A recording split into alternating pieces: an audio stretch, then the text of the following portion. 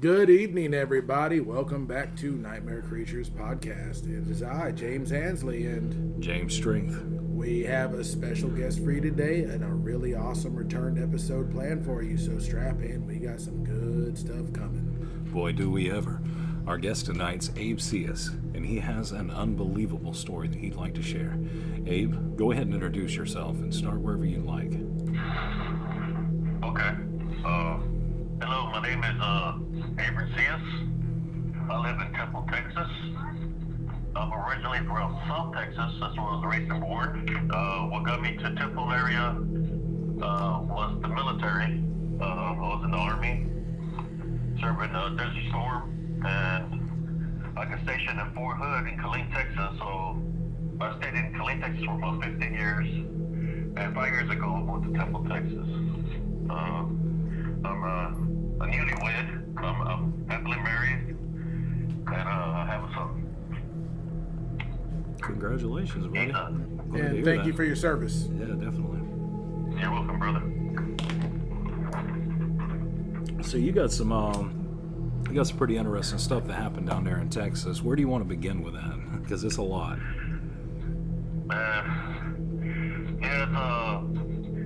People, I've made so many videos, and sometimes, every podcast or wherever it can be, it's like different things that I talk about throughout my life, because it's not just dealing with what happened in Killeen. Yeah. It's been like this for a very long time, since I was a kid. I'll start with that, how I became spiritual, because, the spiritual, how I became spiritual, when I was, my brother, it's back in the 1970s, in the early 1970s. My brother had gotten real sick, my older brother, and they couldn't find a cure for him in the States. He had high fevers, he was always hallucinating, seeing snakes and spiders. So the doctors in the U.S. or South Texas, they didn't have a cure for him. So there was this medicine woman, it's a herbal medicine woman, from Mexico. They lived along the border from this town called Reynosa, Mexico. And she said she could heal him, but that if she healed him, that I would have to stay with her for about 6 months. So that was the deal. They took my brother over there. I was there when they took him, because I was part of the deal, I guess. Right. So I was there in the hut. It was a hut, and the floors was just made out of dirt. There was 2 rooms. The second room, we had where she would do her works. She had like a little altar where she would lay her patients. And on the ground, there was a hole where she had a fire going on. If you don't mind me asking, was she kind of like a Santeria priestess? She was more of a curandera. Curandera, which is a curandera is a person that practices, it's like, I guess, white magic, and they cure with herbs and stuff like that. So she was a healer. That's she's called curandera in Spanish. So when she was there, she grabbed this egg, and she started rubbing it on my brother. And my brother, when the fevers and all that, he would walk with a limp, and one of his arms was curled up.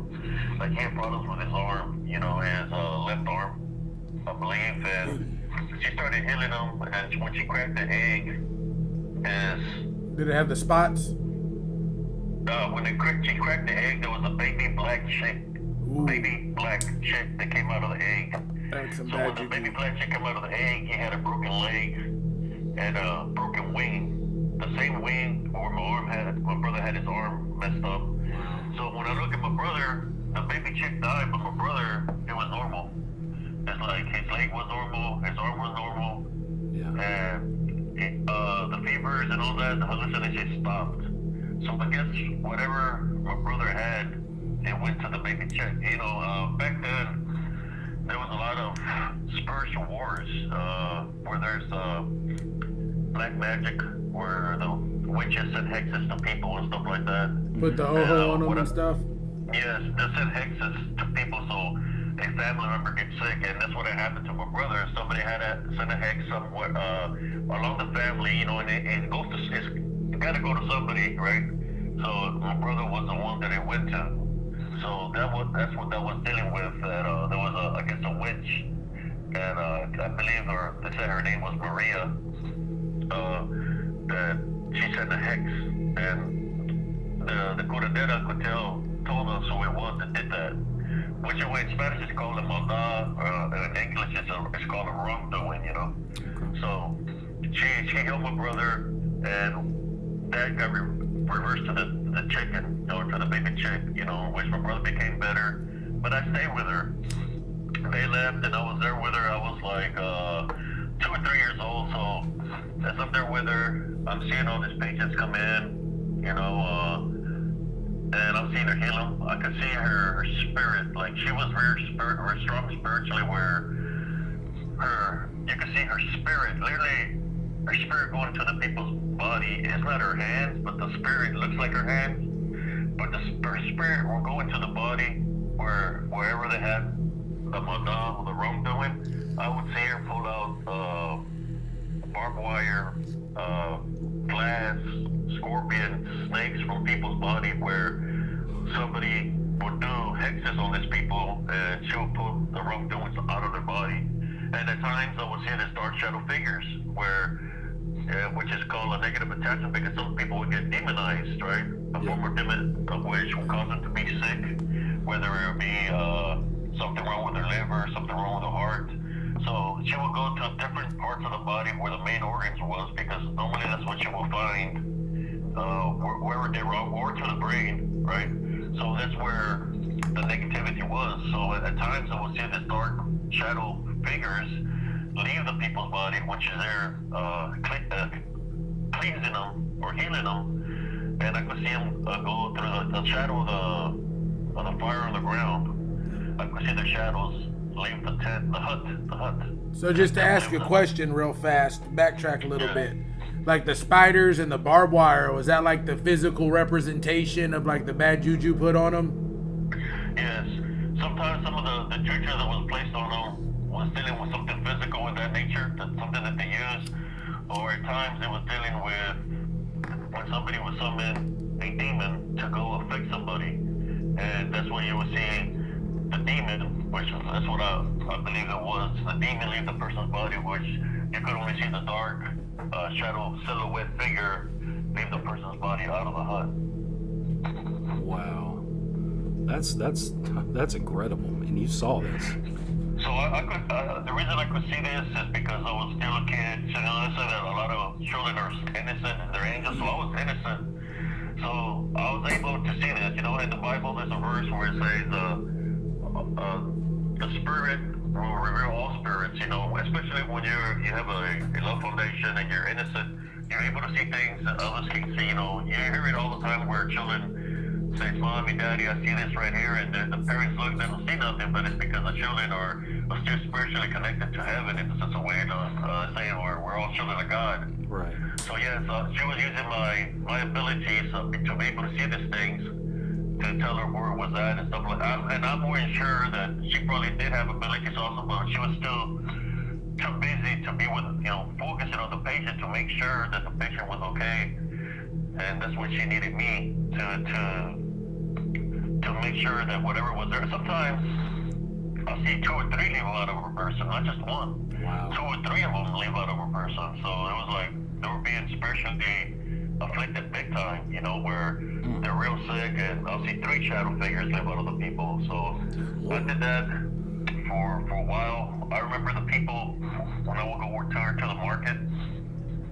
In Mexico, the markets, you know, they have like just baskets where they have like the vegetables and stuff like that in the open. I remember all the people just running away from her, like they were afraid of her.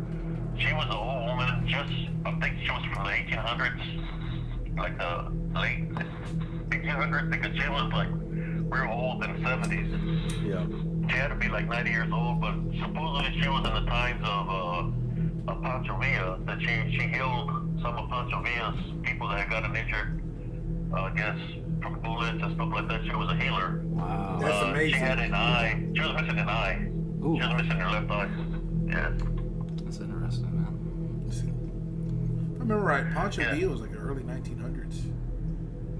Like the late 19... Like 1890s, 1910. 70s, maybe. Because she was... It was happened in 70 something. So she, yeah, it's in the 1890s, somewhere around there, or maybe 1880s, I don't know. All I know is when she was young, she was a healer, so she's been young. But yeah, she had a patch over her eye, and all the people were running away from her at the market, and she's like, how come everybody's afraid of me? And then she looks at me, and you're afraid of me? I just told her, I was small. I was like, love you. That's all I said, love you. Yeah. So she picked up her patch, and she showed me she was missing an eye, and she said, are you afraid of me now? I said, no. Love you. Small, but I was kind of smart. Right. So she just grabbed me and just gave me a little a rub on my head, and Yeah. I was like her little right hand man, and I remember the outdoor restrooms out there, where I was using the restroom, and then when I came out of the restroom, I heard somebody call my name. Months had passed by already, and I heard somebody call my name, and I looked and I seen a woman. And she was crying. I was like, who's this? Because I was a kid. So I'm looking, and she's looking at me, and she said my name. She was crying, and then, boy, it was my mother. I got used to being around the Coroneta, and she will make me, she will make me corn tortillas out of scratch, and she will make beans, refried beans, and that's what I would eat, refried beans and corn tortillas all the time. I mean, that's a meal in itself, man. That's a meal in itself. Yeah, and that's what she would feed me, and she had told my mother that for me to stay with her, that she would take care of me, but my mom said no, and I guess that's when I came back to the States. But I was a healer. I was part of her, because we did the works together. So I guess I learned things from her just by looking, and she had told my mom that I was going to be blessed, just by doing the work, by helping out people spiritually. So ever since then, I've had the gift to be able to see things, and all my life it's been this way. So it's kind of like your time with her opened you up to the other side of the veil. Yes, sir.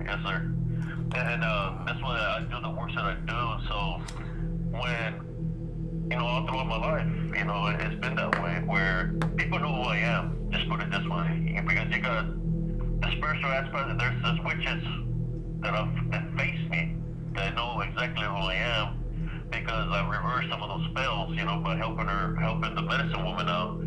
So when I was a kid, they would come at me, in a threatful manner, trying to do spells on me. So I just look at them and I start. That's one thing I always do. I've always had a spiritual connection to the Heavenly Father. So I call upon the Heavenly Father to assist me. And when I would do that, I knew the Our Father at a young age. So when I would do that, the witches that was facing me, they would take up running, because I could see the angels behind me. I mean, I could literally see the angels. There would be like 15 or 20 of them behind me, having my back. I could see the golden aura and everything, and they would drop the amulets, and they take up running. Because they already knew what was going to happen. What happens is when you try to wish somebody bad that's being protected, it's going to go back to them 7 tenfold. So if she didn't get to say whatever she was trying to do to me, well, she's safe. But if she did say what she was going to say or try to do to me, it was going to go back to her 7 tenfold. And that's part of the spiritual battle.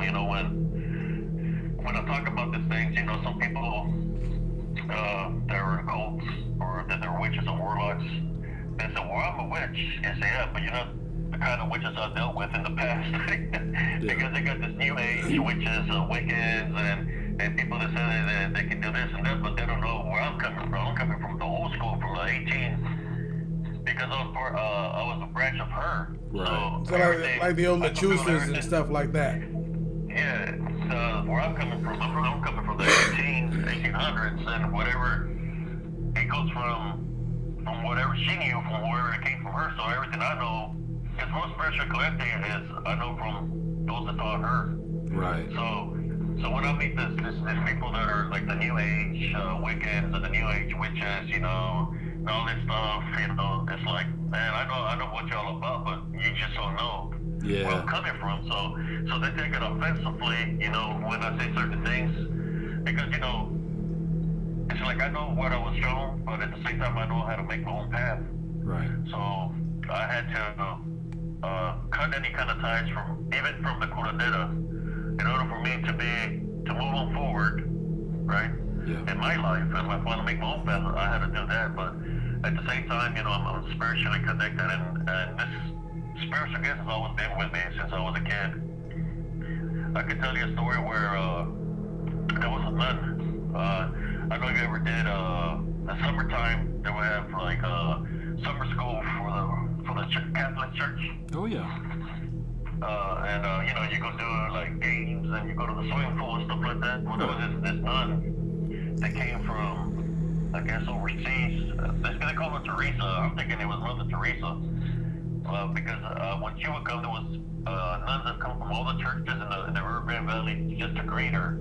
I believe that was Mother Teresa, the one that called Mother Teresa that passed away. Yeah. Well, I remember this Mother Teresa, she had a bad negative attachment on her, which people don't really want to talk about, but the reason I know she had a bad negative, like I said, you know, I was spiritually gifted. So I remember out of 30 kids, she'll open the door and she'll look straight at me.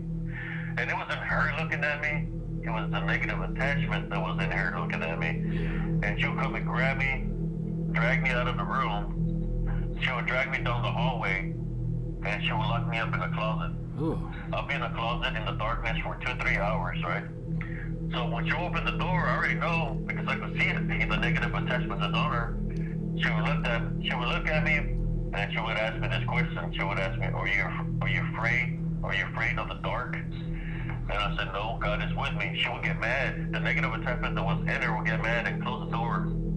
And I'll be there for another 2-3 hours. You know, then I guess the person in charge of the parish will tell me, just tell her that you're afraid. I said, no, I'm not afraid. So, well, if you don't tell her you're afraid, she's going to keep you locked in there. You know, it's like... So they were all going along with it? She was trying to instill fear in me, you know, trying to plant a negative seed. But I would tell her I wasn't afraid of her. Yeah. You know, that's Mother Teresa. I'm talking about Mother Teresa, the one that's in charge. It was like the head nun of all the Catholic churches. Yeah. So I remember she would do that every summer. She would come just to mess with me. Yeah. You know?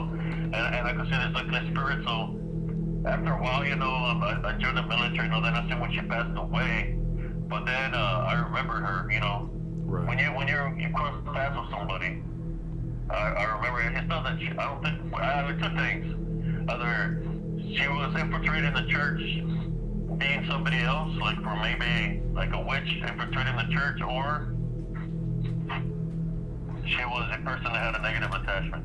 One or the other. Yeah. You know, I just wish I had the abilities to fight her spiritually when I was a kid, you know, like rebuke her, get the negative attachments out of her, whether she had one or not. But yeah, there's a lot of things, man, you know, and like when I talk about this kind of things, some people are not going to understand, you know, especially witches. Witches are not going to understand where I'm coming from with this, because, you know, they have to follow suit of what they're being taught, or the only thing that they know that they're being taught is this New Age thing, you know, which I'm not even, what I've been through is nothing dealing with the New Age witchery, is doing with the old school, which is one of the reasons. Like I said, I'm just telling you how I became to be who I am as a person, and it started since I was a kid. Right. And then when I came back to the States, I could see them, man. I could see this people with these ugly spirits in them. You know, you could see them. I could see the ugly spirits looking. No, what when you say that you can see the unclean spirits, what do they actually look like to you? Well, they can. What they do, I can see them inside an unclean spirit it takes form. They can take any kind of form, but I can see them because the way they look and the face.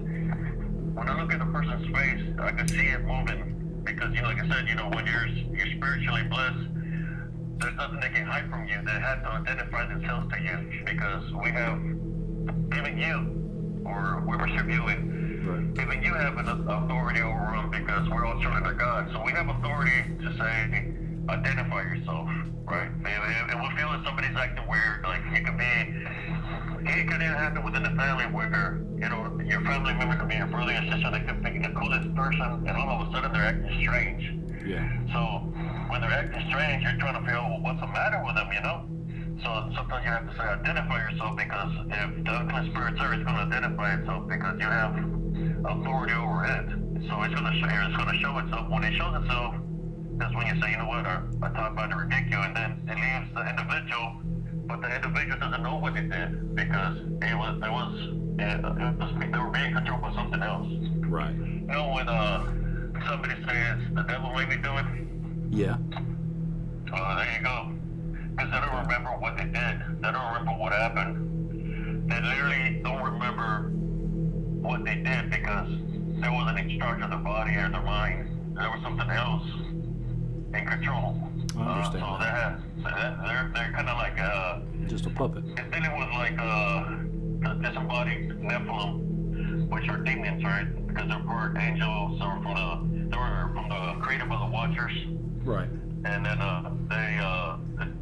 the flood came and destroyed the Nephilim giants, but they became disembodied Nephilim because they're part angels. So what they do is roam around Earth trying to find a host.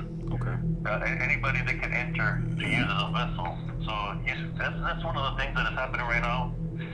When people install fear, you know, right now as we speak, one of the things people are installing fear right now is the COVID. You know, there's so many people afraid of the COVID. Yeah. But they're installing fear. So when they're installing the fear, it's not really the COVID that's killing people.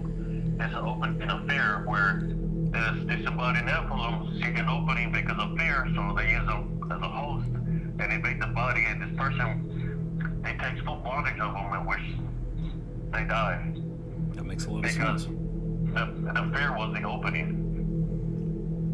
And that's exactly what's happening. I overcame the COVID. I'm going to do my love foundation. My son overcame the COVID without no medicines. You know, just maintaining her faith. And, you know, I have minerals here in my house. So we're talking about the minerals like black tourmaline, white calcite, Right. tyrite that protects my home from any of the negative to come into my home. Back in the days, there were places, you remember correctly, some religions will place, some place garlic around their homes. Right. Because it's pure. It's not the thing about, it's garlic, it's against vampires because it's pure. Or they place olive oil on their windows and doors. Or like when you have Palm Sunday, they'll place a palm of the cross on the doorways to protect the home. Yeah. And that's what it's about. It's about what you let in your foundation. So with the fear mongering that's going on in the media and everything, and the people that thrive on that, it's the people that are doing the wrongdoings, and they know exactly what's going on, and then they're going to tell people what I'm saying. So that's why I make a lot of enemies, because I'm saying it how it is, and I just do it to try to protect people, to open people's eyes, to not allow anybody, like whether it be the media or the doctors. I've had doctors tell me that I had they had 3 months to live, and I didn't believe them, and I'm still 15 years have gone by. You know, That's because amazing. if I'm not given the opening to it, then it can't happen because I'm not going to give it the opening. Trying to stay in the head of the game. Yeah. Exactly.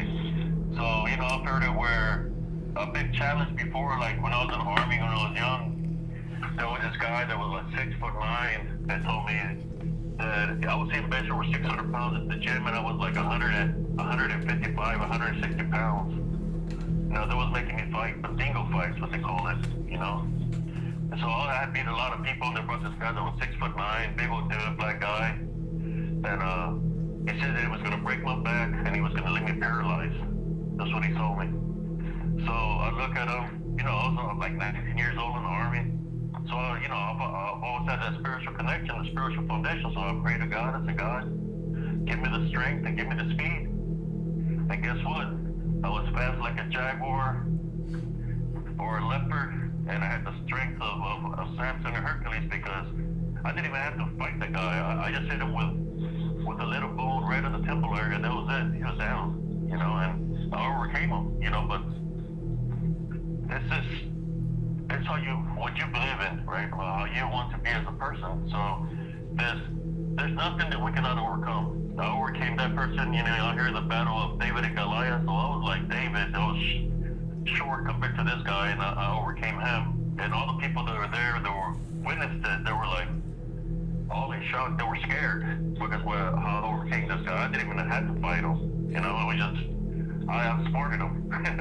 Well, so the power of thought can get you through a lot of things. Oh yeah. Yes, sir. Yes, sir. It's like it gives you. When you're using love foundation, and that's how I defeated them with the love foundation. I didn't have to get mad. You have the advantage over anybody, whether it be somebody in the physical or the flesh, because time is on your side. When God is on your side, God is the Alpha, the Omega, is the past and the present and the future. Time is on your side. So that time that He uses to make things, miracles happen, well, that's on your side. Especially when you place Him first, man, you can overcome many things. But I was just trying to share this to you, how me being part of the, like my site says, spiritual and cryptid encounters, how, you know, when I'm trying to do something good, how, yes, how should I say, meet enemies, like the cryptid community, you know, there's some that like me, and there's some, because I brought the spiritual perspective out of it, and there's some that don't like me because they believe that they're all flesh creatures, you know, and I try to tell them that there's somebody in Nephilim that they deceive people, and they want you to believe that they're flesh creatures. So once you believe in them, you're really believing in something else, then they come and attack you spiritually, just kind of like what happened to me, you know, when I got spiritually attacked. But Right. we can go to the stories now if you want to. You know, we're just talking to you a little bit about me. Yeah. How I am, you know, and you know, since I started doing spiritual work, like in the paranormal sites and all that, you know, like I said, there's some people that know exactly who I am because they heard of me. So you got this witches, new age witches, warlocks, cults, whatever you want to call, come after me, you know, because they know that the works that I do is through a love foundation, so they dislike that. Right. Yeah, I think we got a really good foundation for your background. We can get right into your really wild and incredible stories that you've encountered in your life. Okay, I'm gonna start sharing some stories. I'm gonna go from when I was growing up, some of the encounters that happened. Yeah. Do you know what a generational curse is? I'm familiar with that, yeah. Yes. Like a curse placed on your family that carries out through each generation. Exactly. Well, within my family, what I witnessed. Now, when I was a kid, there was an incident that happened with my grandfather. My grandfather was already in his 80s, and we had 2 chicken coops in the back of the house, and we'll go get the eggs every morning. We'd start getting the eggs, and that day it was raining some. So I had already gotten some eggs from the first chicken coop, and he said, "You wait for me here underneath this blackberry tree." We had a big old blackberry tree. And so I'm going to go in there because he started hearing the chickens clucking. They were clucking. And he said that there was a possum in there. So he grabbed a stick and said, "I'm going to go chase the possum out of there." So I'm standing by the tree, and my grandfather, it was like a log cabin, and it was the bigger chicken coop. So he's in there, and all of a sudden I start hearing my grandfather start screaming, you know. He's yelling like in pain. So I grabbed the stick, you know, and in my mind, I'm going to go protect my grandfather. So I went in there with a little stick. I was like, at that time I was like 5 or 6 years old already. I walk in there and I sat by the door, and as I'm looking, I see my grandfather elevated up in the air. Right? He's elevated, his feet are off the ground. Wow. And I'm seeing him looking, and scratches are coming out of nowhere on his body, you know, on his back, on his side, and he starts bleeding, you know, and I'm looking, and then I see this dark shadow figure. He's got him in the shadow figure looks at me, and you can see the red eyes on the shadow figure. You know when people talk about Bigfoot? Yeah. So this figure had it had red eyes, and he's looking at me, and I'm looking at this dark shadow figure. So as I'm looking at him, he looks at me and he trusts my grandfather, and then he comes at me, but he lunges at me. As he lunges at me, he turns into dark smoke. And the dark smoke is a big mass, and it's coming straight towards me. So I'm standing there, and like I said, you know, where those children of God were protected. So this smoke that's coming to me in the form of smoke, instead of coming to me, it goes out the window, and it breaks the window, and it goes out a little hole out of the window. So as it's going out of the little hole, then I hear my aunts, some of my uncles, and I hear my grandmother, what's the matter, what's the matter? You know, so I step out of the chicken coop, and I said that I was telling them aborto negro, you know, basically what I'm saying is a dark shadow. Yeah. Right? So, and this shadow was different than the ones that I would see when I with the Corredera, because this one had literally was looking at me with some red eyes. So I know it was something evil. So I was telling her about the black shadow, but my grandfather came out, you know, he was bleeding all over the place, and he was like telling them that no, there was no black shadow, but I know it was what I seen, you know, and I believe that my grandfather at that day was being demonically attacked. But I intervened and assisted him because I had those abilities, you know, to be able to assist him. That's why he seen me as a threat, and he left. Right. But I don't know why it left, because you know I had the abilities even then. If I knew to say, I rebuke in the name of Jesus Christ, I would have been able to send the demon. I would have been able to cast it away. I just didn't know what to say, you know, at that time. Right. But so I believe that had to do with a generational curse. You know, then throughout the years, there was things that I found out when my grandmother passed away that I didn't know, and it was dealing with witchcraft. I found out that through my older cousins that were probably like 15, 20 years older than me, that in my family, my grandmother was dabbling in that. And it will make a lot of sense about a lot of the things that were happening around my home. Right. Because we live in a 4-lot, and she lived right beside us. So I would see all kinds of spiritual activity, you know, when I was growing up. So you think they got that negative attachment themselves by dabbling in witchcraft? What I'm trying to say is that what I found out is it was dealing with this generational curse. It was dealing with they were practicing, you know, something that they were practicing already before. Yeah. Which, to my understanding, they were dabbling that instead of witchcraft. My grandmother, as far as I know, they said that she was some kind of witch, and the dark magic. Yeah. And I guess my grandfather was caught up in that, you know, whether he knew about it or not. I believe he might have knew about it. He would never say nothing. But I believe they practiced that. That's what they would do. To my understanding, that's what I heard. And what had happened is there was a spiritual, well, not a spiritual war, I'll say a witch war.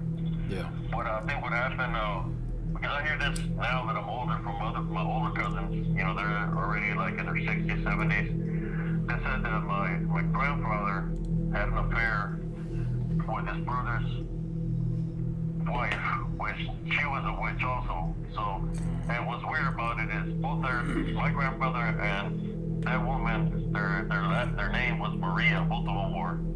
So when they said that Maria was the one that caused that to my brother, it wasn't my grandmother that did it to him, it was another Maria. So there was a spiritual war happening there. There was like putting hexes amongst each other. So it's kind of like we got caught up in that, and that's how my brother became sick. Just going back that makes sense. Yeah, just going back and forth with it. Yeah, basically it was going back and forth. So my brother had gotten caught up in the middle of that, just like I got caught up in the middle of that. Yeah. But you know, I remember more her and my grandmother, my older cousins, they were singing that song, hi ho, the wicked. Yeah. And that's when they told me what was up, you know, like, why are you disrespecting grandmother that way? You know, I was like 11, 12 years old, and they're like, tell him cousin, my older cousin, a little bit older than me, and he told them, oh, that she was a witch and all that stuff. Yeah. So, you know, and for me, not trying to get it attached to anything like that, I cut negative ties from my grandmother, from my grandfather, spiritually, you know. I pray to God to cut me from any ties from the past, which is them, you know, or for anybody before them, the devil and that, you know. Right. So I can move forward in a positive way. Right. Do you think that them dealing with all that and doing the witchcraft before you were born, potentially, do you think that had any kind of bearing on you having these gifts that you have now? The gifts, I believe, I've always had the gifts, spiritual gifts. The spiritual gifts that I have, they don't come from them. The spiritual gifts, the gifts that I had come from the Heavenly Father. Okay. Because, like I said, I never dabbled in anything like that. You know, Right. I always had the gift of discernment to be able to see, you know, the negative energies around me. And just like I can see the negative energies around me, I can also see the angels that are around people also. So it's not just me seeing just negative, but I guess I'm blessed that way, so I can be able to assist people spiritually. And that's one of the things that I do. You know, I've been doing spiritual works for a very long time. Even when I was younger, I've done spiritual works. Joined the military. You know, when you're in the military, I was in the military 10 years. I was in the front lines. Now that I was in combat in the front lines, man, in the Battle of Medina Ridge, I could see the things that were happening out there. But before I go to that, you know, there's so many other stories that happened. I had this man, he said he was a Santanista, you know, a Satanist. Oh, okay.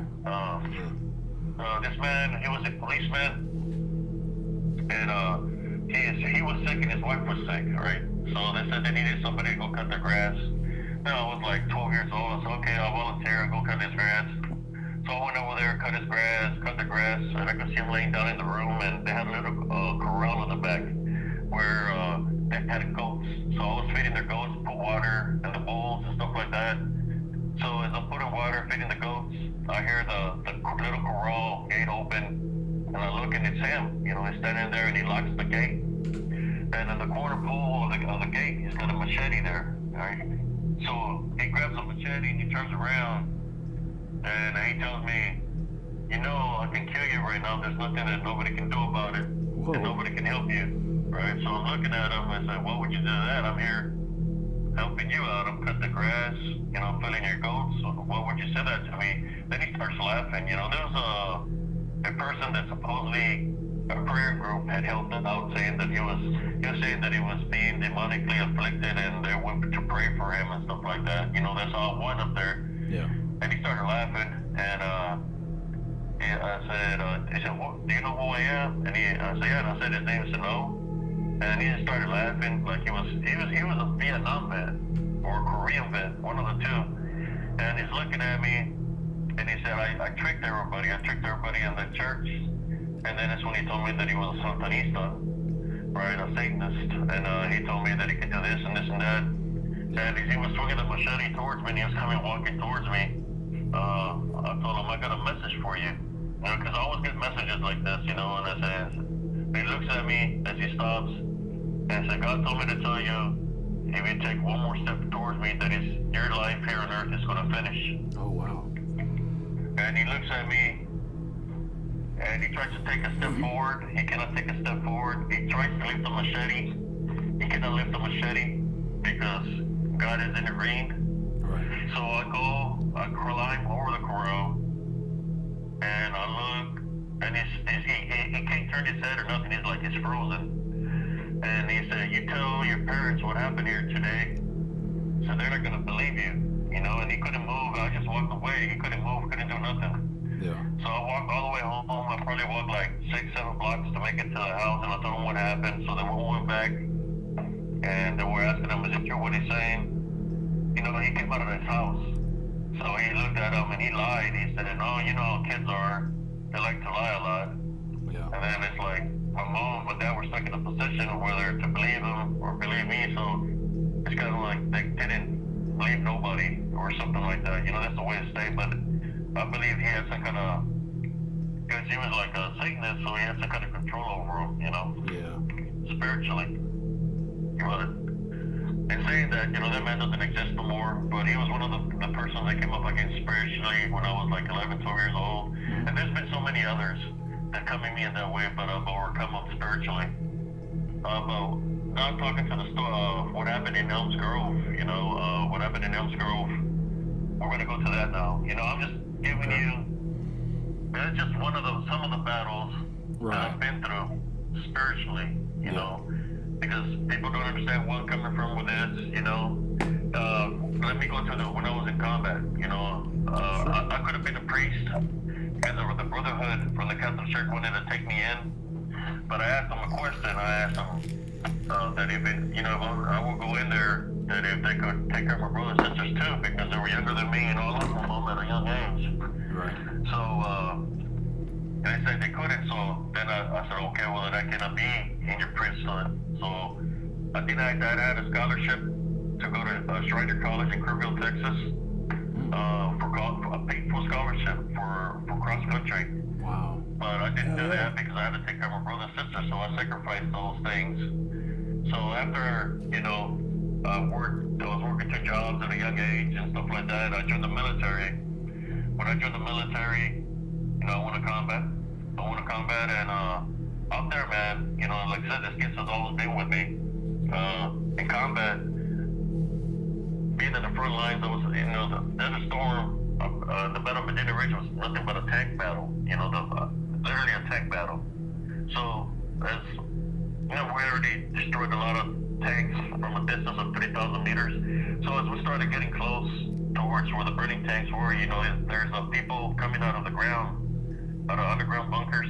Yeah. And I could literally see where some of these people didn't want to fight, but I could literally see the unclean spirits moving in shadow in the air, going into people, literally going into people, making them raise up a gun. As soon as they raise up the gun, boom, they get killed. And I was literally seeing these unclean spirits, and then I could see these other spirits, the dark ones, where I guess they were like wraith, or they're collecting their souls. Yeah. You know, I've seen them. You know, I've seen one come out of the ground. To me, it looked like he was kind of like I ain't gonna say reptilian, but the way he was moving, the way his eyes were glowing, like an orange, it didn't look normal to me. Well, this guy, to me, seemed reptilian, right? And I guess he was in disguise and with the Medina Republican Guard. And the reason I know, I felt he was kind of like reptilian of some sort, is because the way he came out of crawling out of the ground, and then when he leaped, the way he leaped from the ground all the way on top of my tank. And it was a long distance that he leaped. Yeah. And but his eyes gave it away. You could see this glowing of his eyes, like a yellowish, orange glow in his eyes. And he was standing on my tank. He leaped on top of my tank. So I'm looking at him, he's looking at me, and he's got an AK-47 in his hand. And he's looking at my crew, because my crew's up on top of my loader and my TC. But he didn't know that, you know, we all carry a personal weapon, so I had my 9mm on me. So when he looked up, I opened up my driver's hatch, pulled out I already had my 9mm locked and loaded. And when he looked down, I just, boom, that's it. He was gone. You know, I hit him right in the forehead, and he fell off the tank. But yeah, there's some, those kind of forces are working out there in war, man. They exist. You know, when people say, you heard of what people say about the jinn, that they've seen them out there, and this new wars in Iraq War and in Afghanistan. You think it's all the negative emotions and everything attached to it that draws them? Definitely. Yes. I've seen them. You know, I've seen them out there, man. When I was out there in Desert Storm, so they exist. You know, and that's why I always kept the cross around me, and I was praying every day when I was out there. There was one night for after we fought the battle, you know, like the first 3 days after the battle, you know, the dead bodies are still out there. There's nobody back there till yet or anything like that, because they were trying to see if there was no more people in the underground bunkers. So they had the engineers go in front. So that was for about 3 days straight. I would hear something growling by my ear, you know, something loud growling by my ear. I was in my sleeping bag, sleeping on the front slope of the tank. And I would hear something growling, but when I looked, there would be nothing there. So then on the 3rd day, I said, you know what, I'm tired of whatever's just growling at me. You know, it sounds like a like a growl of a lion or something, right? So, you know, but what's happening is, so there was dead bodies out there. There was animals out there too. There was dogs out there eating body parts. They were eating body parts. Yeah. So that night, man, I said, I'm gonna leave my clothes on, my boots on, and whenever I hear that growl, I'm gonna jump out and, you know, see what it is. So when I heard the growl, I jumped out of my sleeping bag, and I'm looking, what the hell is that, you know? And all I see was this giant white dog, you know, it was huge.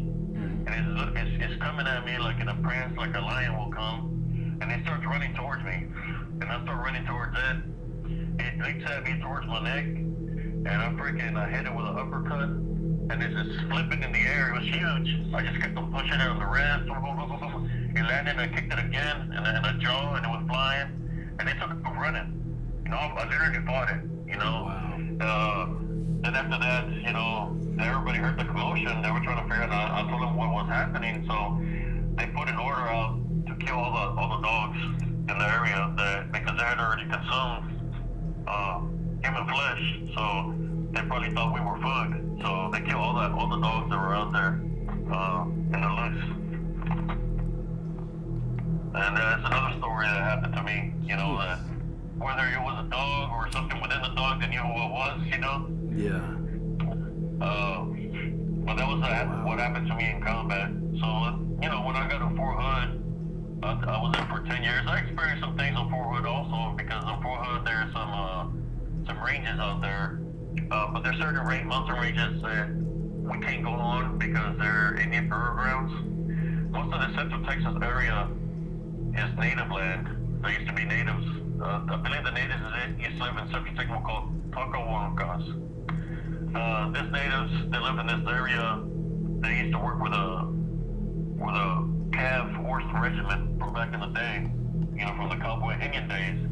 And what they would do, they would help them find Cherokees or Apaches that were looking for to arrest. You know, the government was hunting or looking for.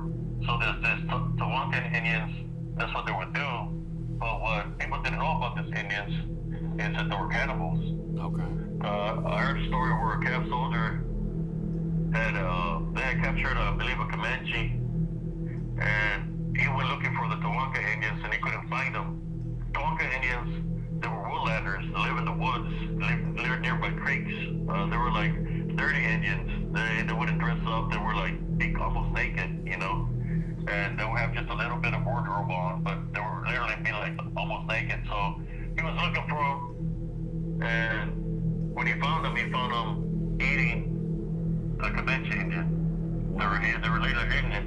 So the Comanches and the Apaches and other Indians that had lost family members by these Tawankas in that manner through cannibalism, they kept looking for them here in Texas, and they killed a lot of the Tawanka Indians, in which the government here from Texas had to intervene in that, from all the mass murders that happened of the Tawanka Indians. There was only a couple left, like 200 left. Yeah. So they had sent them to Oklahoma.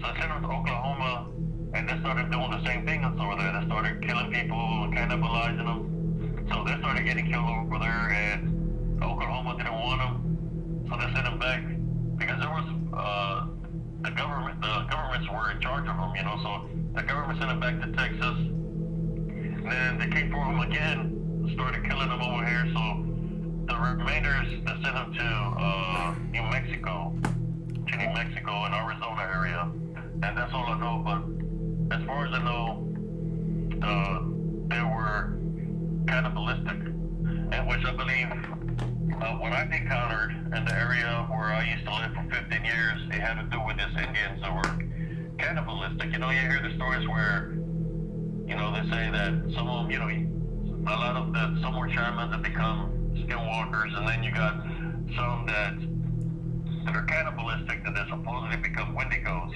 Right. Yeah. So that's what I'm getting with this story, that there's a lot of activity in this manner where I used to live. what happened with my son, he got lured into the woods. He was playing on the swing set. It's when I first moved into this park. You know, he was 5 years old when this happened. That he got lured into the woods. He was playing on the first he was on a slide, then he went to the swing set, and I was by the creek showing my friend the woods. You know how the creek was, so it was beautiful. You know, because I liked Mother Nature there, how it looked. You know, and where I lived, there was a swimming pool, so that my son could go swimming and stuff like that. So I was showing her around, and then I couldn't hear my son and her daughter playing. So as we can hear them, we'll go look for them, we can find them. You know, we searched both sides of the park. I went back home, I talked to my sister, and she in the room playing video games, because I had a Sega Genesis, you know, it was small, so I couldn't find them, and we started calling the police, and I went one more time to where the swing sets were to see if I could find them, and I was yelling their names, and you know, it was getting dark already, and I just see something over the bush, like the top of his hair, because my son was like a tall boy. So I ran into the woods, and he was there with his friend, which is a girl, and it's like they were in a trance-like state. They were standing right beside each other, and I kept on asking them, "What are you doing here?" But they wouldn't respond to me. They were like in a trance-like state. And finally I got their attention, and the only thing, both of them said this at the same time: the man in black called us. Ooh. That's what they said, right? Whoa. So I yelled for my sister, and I yelled to a friend that came to take him. You know, so then my military instinct kicked in, you know, I said, well, I'm going to go in combat mode in here, recon one, and I'm going to go search. So I started searching the woods everywhere. I went through both sides of the woods in that area. I went to the creek.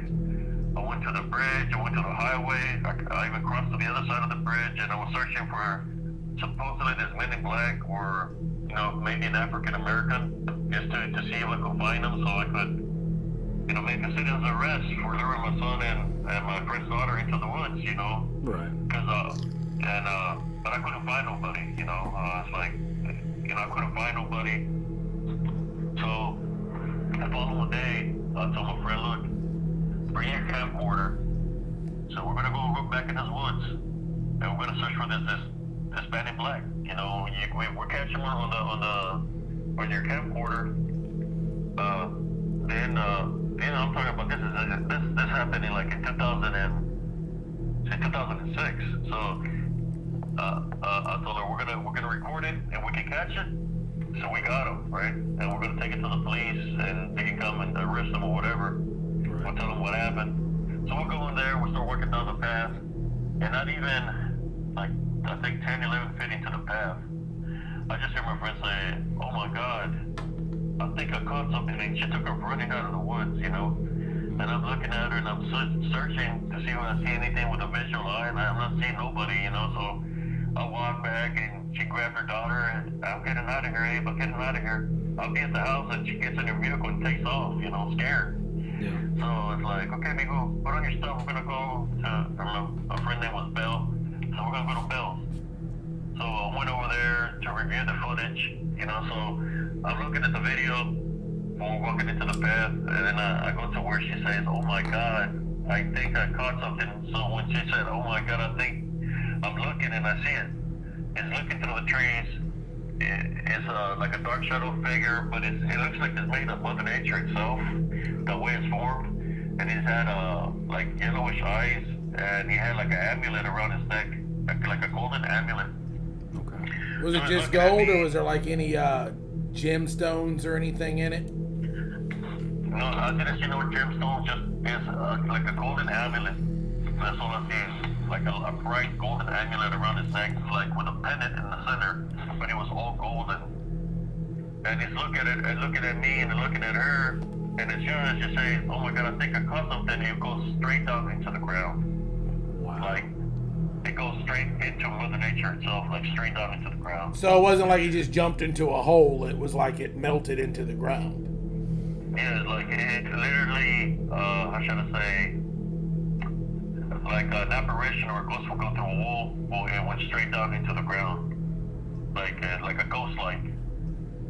it went straight down into the ground. Like, it had the ability to, I guess, you know how they say ghosts and apparitions can go through objects? Well, it went straight into the ground. Like, it had that ability. So,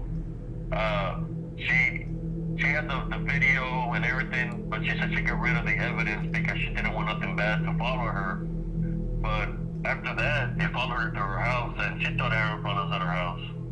So that I had to go pray and bless her house because her daughters were being spiritually attacked by, I guess, that force that she recorded. So once she, I went to go pray, she got rid of the evidence. Things became better, but she got remarried and she moved from the area. She lives in Pennsylvania now.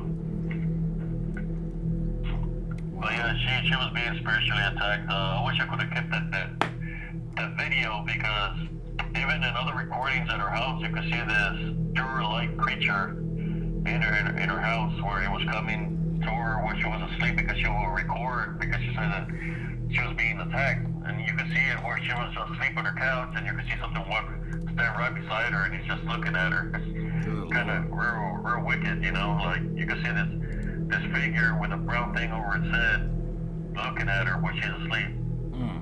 Like right there beside her, and which people call that like a sleep paralysis, but she got it on video, Wow. So there was a lot of events like that happening. But to go back to where I was at, with the woods. So you feel like a lot of this stuff over there is like old world stuff, like back when Texas was still a country kind of thing, just native to the land. Well, what I found out after I did my show, I'm going to tell you some of the other things that happened before that. What started happening is there was one night, my sister, she was hearing a woman crying for help. I was in my room asleep. She came and woke me up and said, "Hey, there's a woman. She's crying for help. She needs help. So I think something bad is happening to her. She's been screaming for a while now." So I go outside, it's around October time frame, late October, and it's cold. So I'm looking and I'm hearing, and I could hear the woman yelling for help coming from like the wood area or the park. So I go inside and I grab my bat and I walk back outside, and I said, "I'll be right back." I said, "Okay, you just be careful." So I start following the woman's cry for help, and I start following it. I cut through the mobile homes, because there was no mobile homes where I lived. I could see I had a good view of the park. So I go to the park and I'm following the cry for help. You can hear her say, "Help me, help me." And she's screaming. You can hear the screams. So I go to the edge of the woods, past the swing set, and I'm standing there and I can hear her yelling from inside the woods.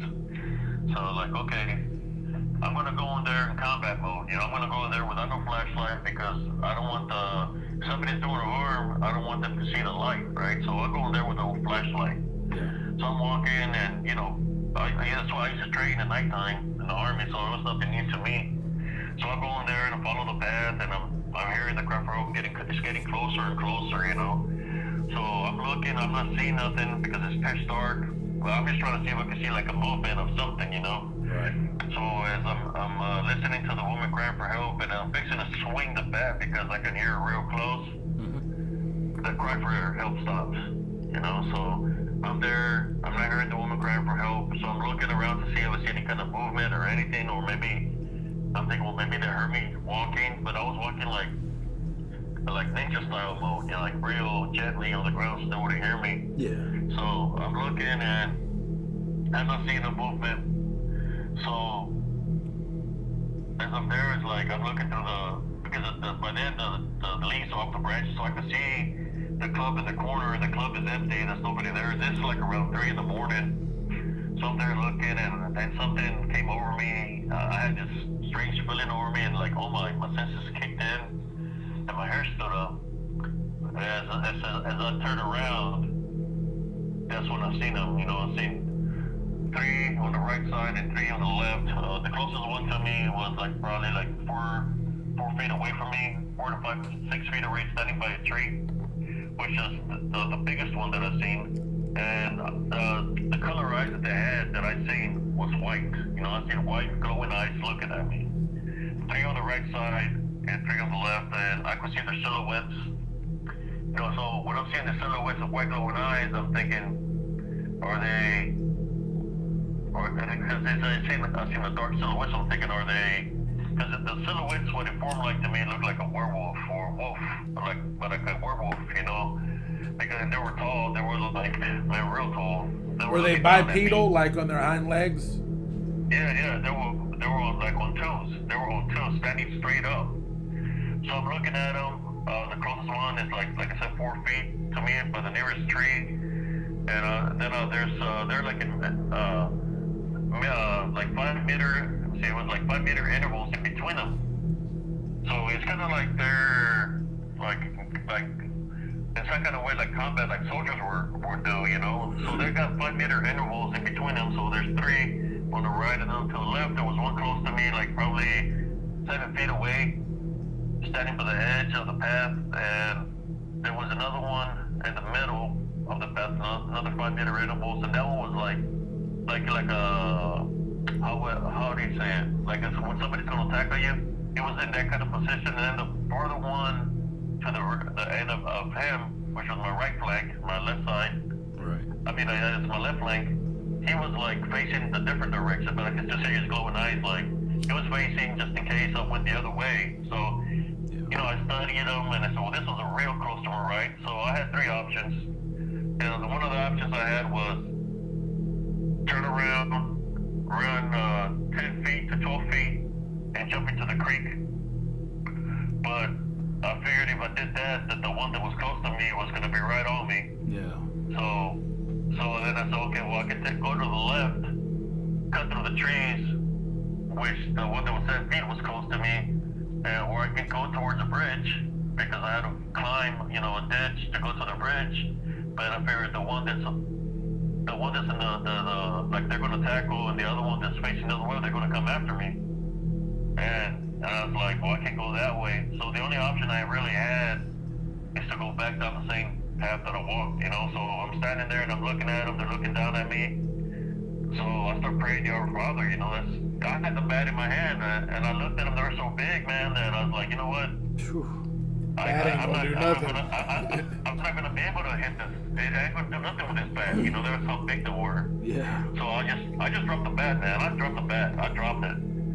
That's because, you know, I said I don't want them to think, you know, if they're something in the flesh that I'm their enemy, right? Yeah. So I dropped the bat. So as I dropped the bat, I just look at them and I said, okay.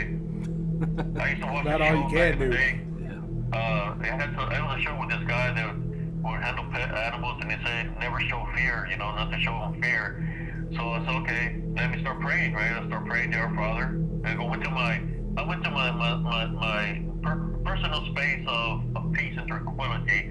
So if something was going to happen to me and I was going to die that night by the 6 creatures, well, I was going to die in peace, you know, and so I could make it into heaven, you know, Right. through the love foundation, right? You know, I was going to die peacefully. I wasn't going to try to find nothing or anything. I was just going to go. So I went to prayer, you know, so start going to prayer, start saying the Our Father, and I said, you know what? After a while of praying, I prayed a couple of Our Fathers before I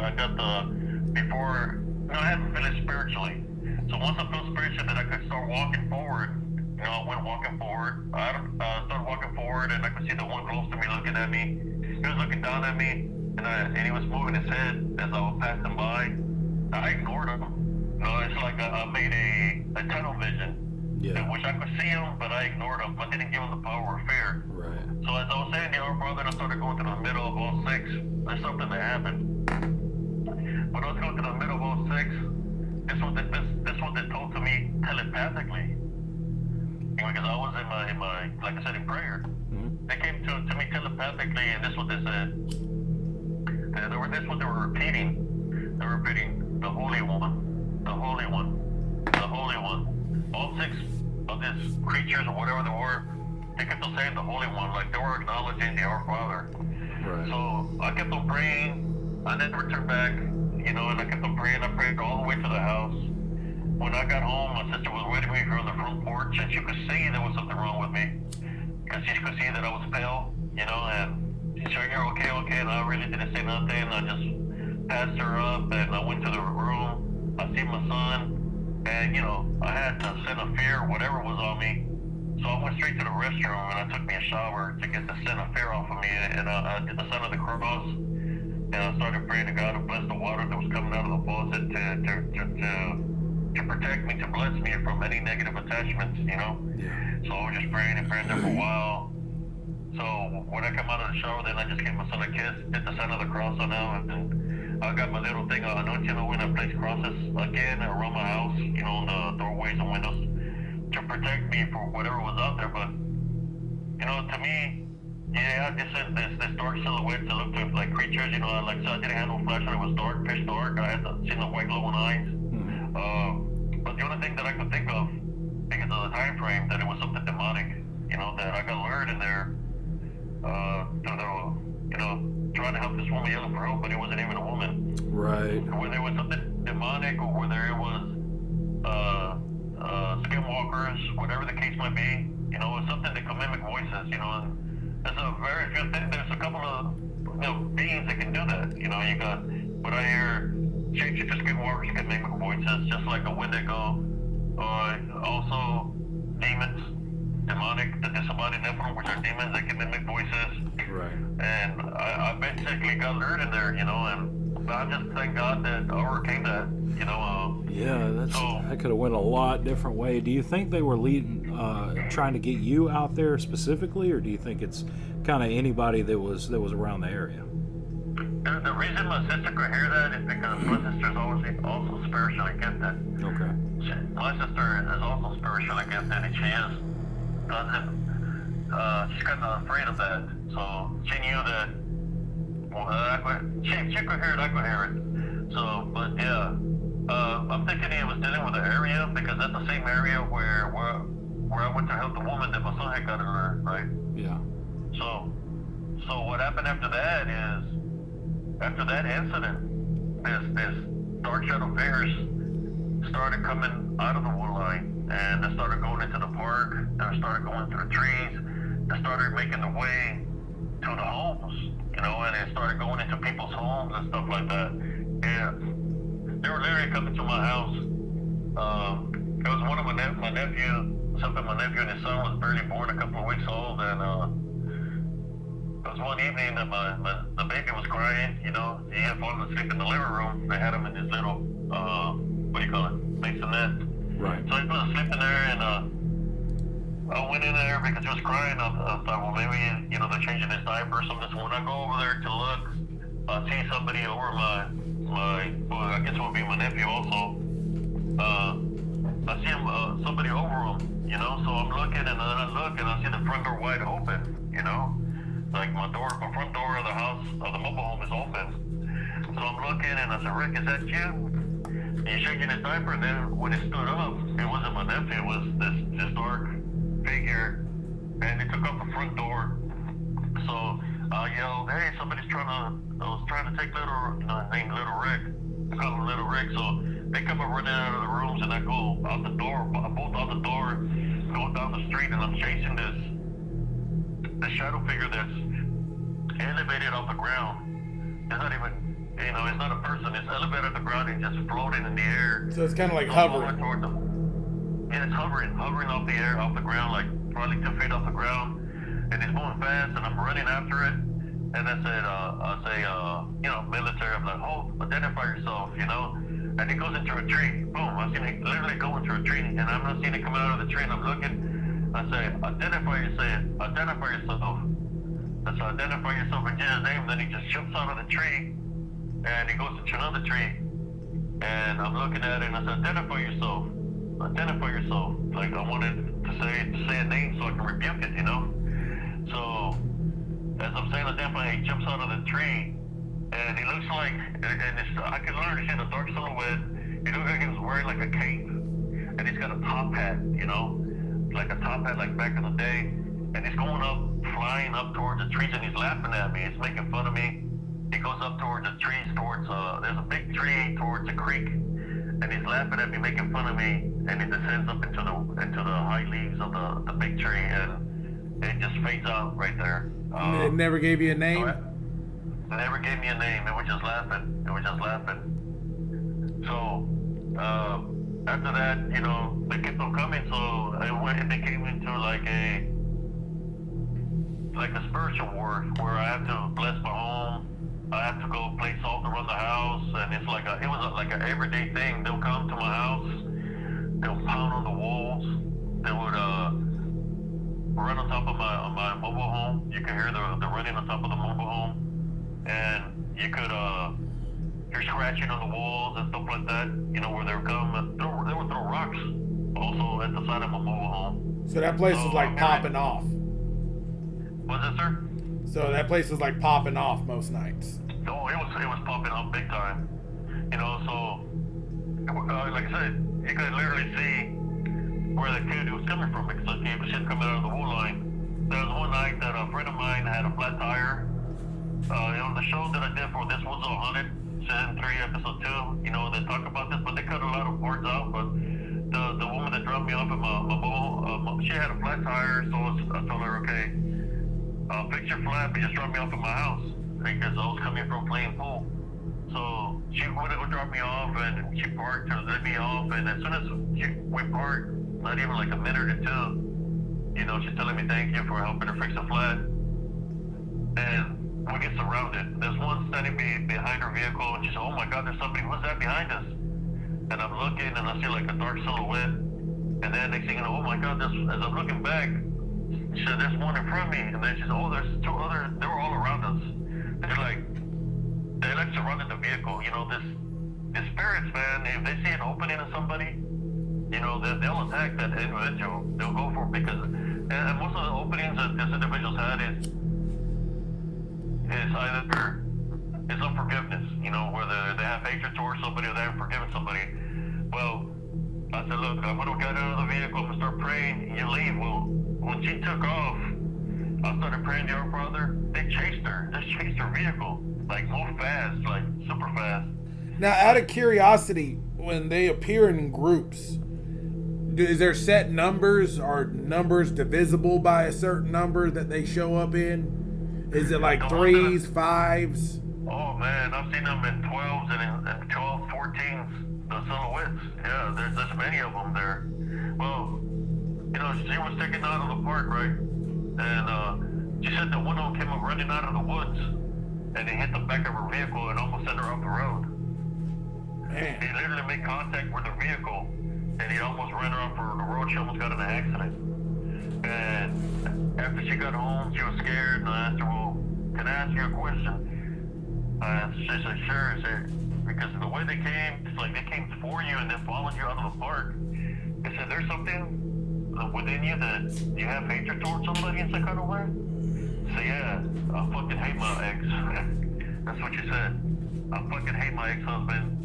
And she had unforgiveness, so that was the opening that he used to try to come attack her. Just But that, she never came back. that chink in her armor. This was the feed off negativity, you know? So, those are the events where there was like a daily thing there happening every night. You could hear drum beats. You know, after I made my show, there was one evening, my nephew, he wanted to join the military. Well, I was talking to him outside about the military. And when we're sitting in front of the mobile home, he said, oh, there's somebody taking over Miss Evelyn's SUV, you know, and I look and I see something dug down, you know. So I was like, well, let's go look. So as we're going around the SUV to look, we see something cutting through a yard, right? So we see it cut through the yard, and I said, well, I see something. You know, so we went back to our yard, and on the light pole, you could see something crawling pretty low to the ground. I was like, well, I think it's a dog. And I'm looking, and I said, that's no dog, that's pretty, maybe it's a deer. Then it went to like 4s, you know, like a little bit higher, mid-crawl. Yeah. I said, that's no deer. That's kind of big to be a deer. And all of a sudden, it just stood up. Boom.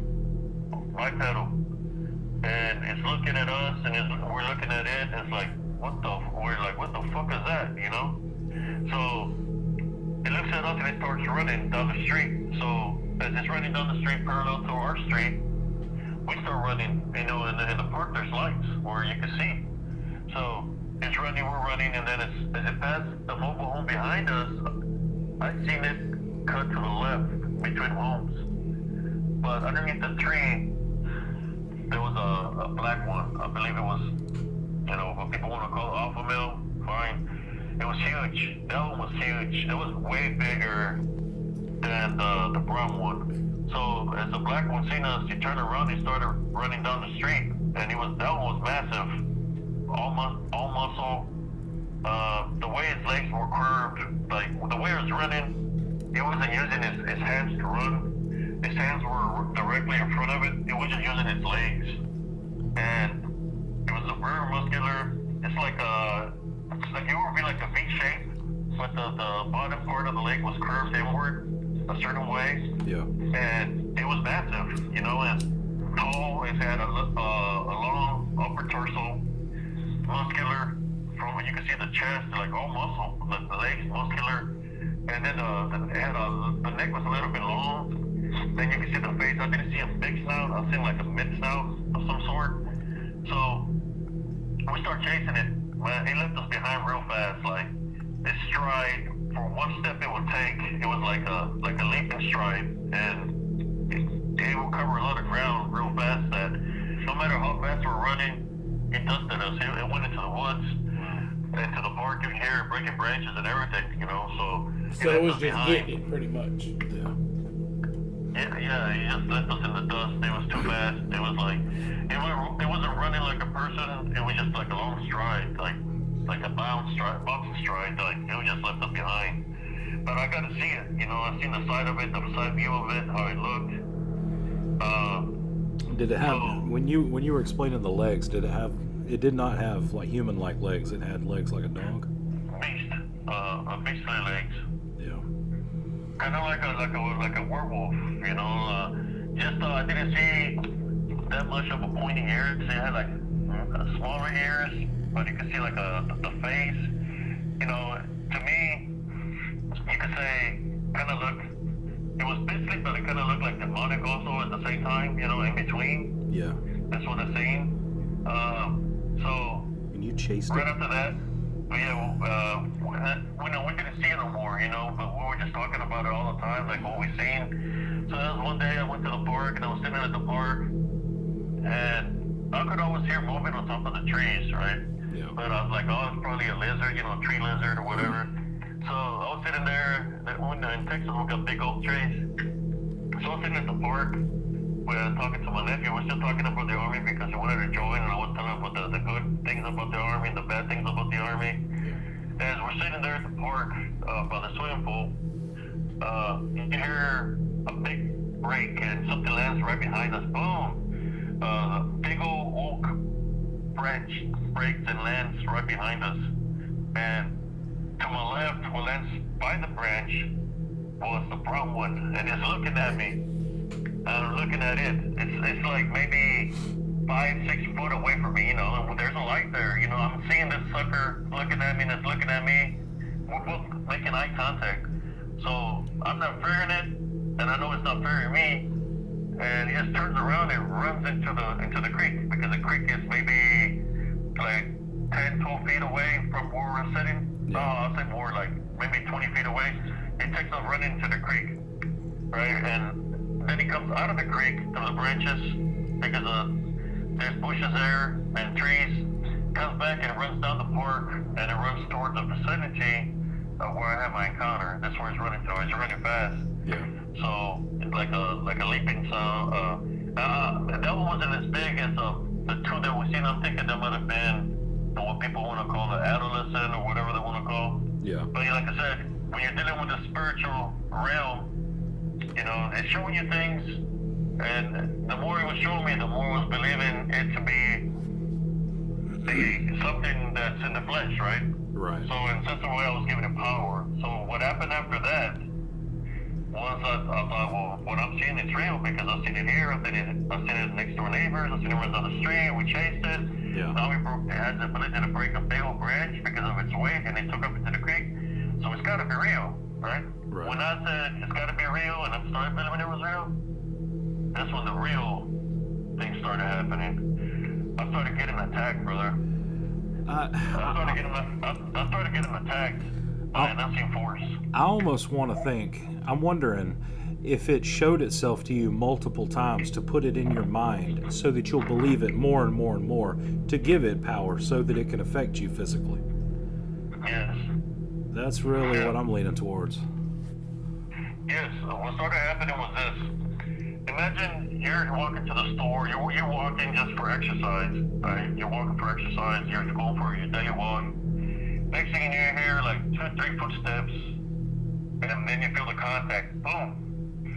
You go fly 4 or 5 feet in the air, and I'm weighing like 200 and, at that time I was weighing like 235, 230. I'm getting hit so hard that I'm flying into the air like 4 or 5 feet. I tumble and roll,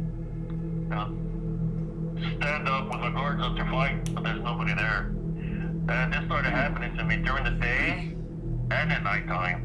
I started getting attacked like this, out in the open space. There was one time that I got hit several times like that, and I would tuck and roll, stand up. I was a big guy, I knew how to land, Yeah. but there was nothing around me, and the only thing I had was scratches or bruises where I was getting spiritually attacked.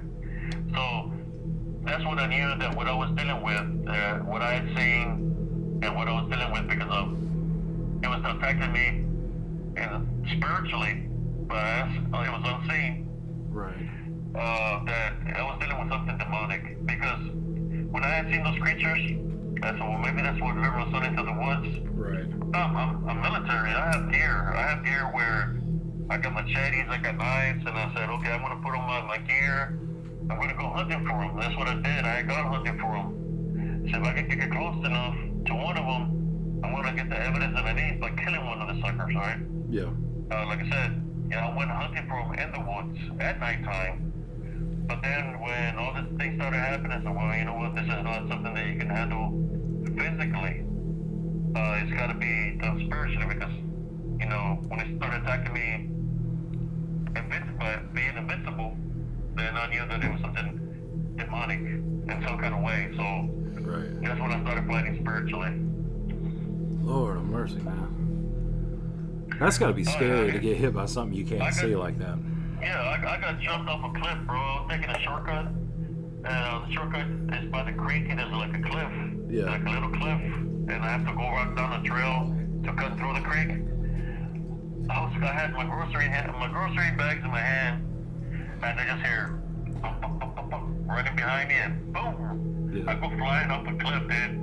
As I'm flying up a cliff, I see a branch. I grab the branch. I was a strong guy, so I was able to lift my bag that I had with groceries, grab the branch, and the tree was a tree. The tree bent all the way into the creek, and as I seen the creek coming towards my feet, I let go of the branch and I landed safely, but my bag's ripped. But if it wouldn't be for that tree that I grabbed, I would have had broken legs, man. Yeah, I believe it. Good Lord. And that's what it was doing. It was attacking me, man. Every chance it could.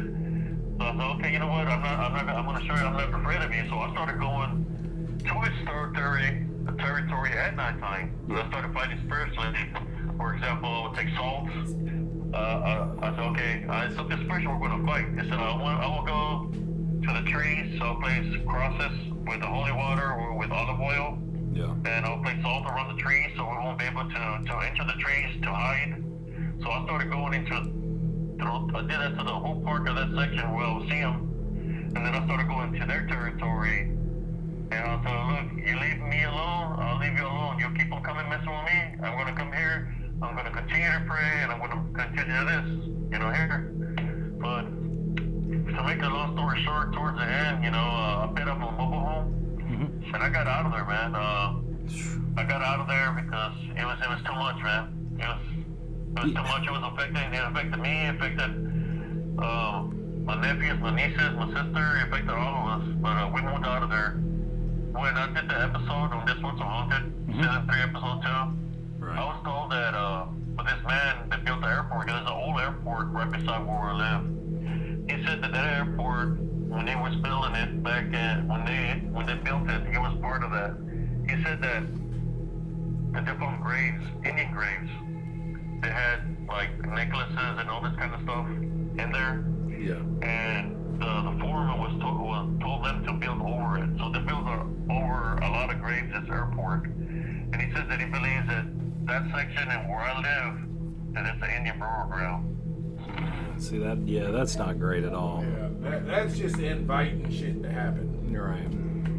Yeah, and I believe that's why we hear the drum beat. So I have some pictures. I got a site called Spiritual and Cryptid Encounters, and where I took some people that I believe last weekend there, so they can check it out because they contacted me and they seen the show. Yeah. And I told them, look, there's a lot of things on the show that they cut off. So it wasn't 2 that I've seen, it was 6. You know, in the show they put it down as 2, but it was 6. I took them there, and I got a picture, man, that I posted on there where they're entering the path, and you can literally see a native standing right there in the path, like cutting across the path on the because I was recording it. So I went back to do a play-by-play on the record, and you can see the native spirit right there in the middle of the path, and I got it on my site.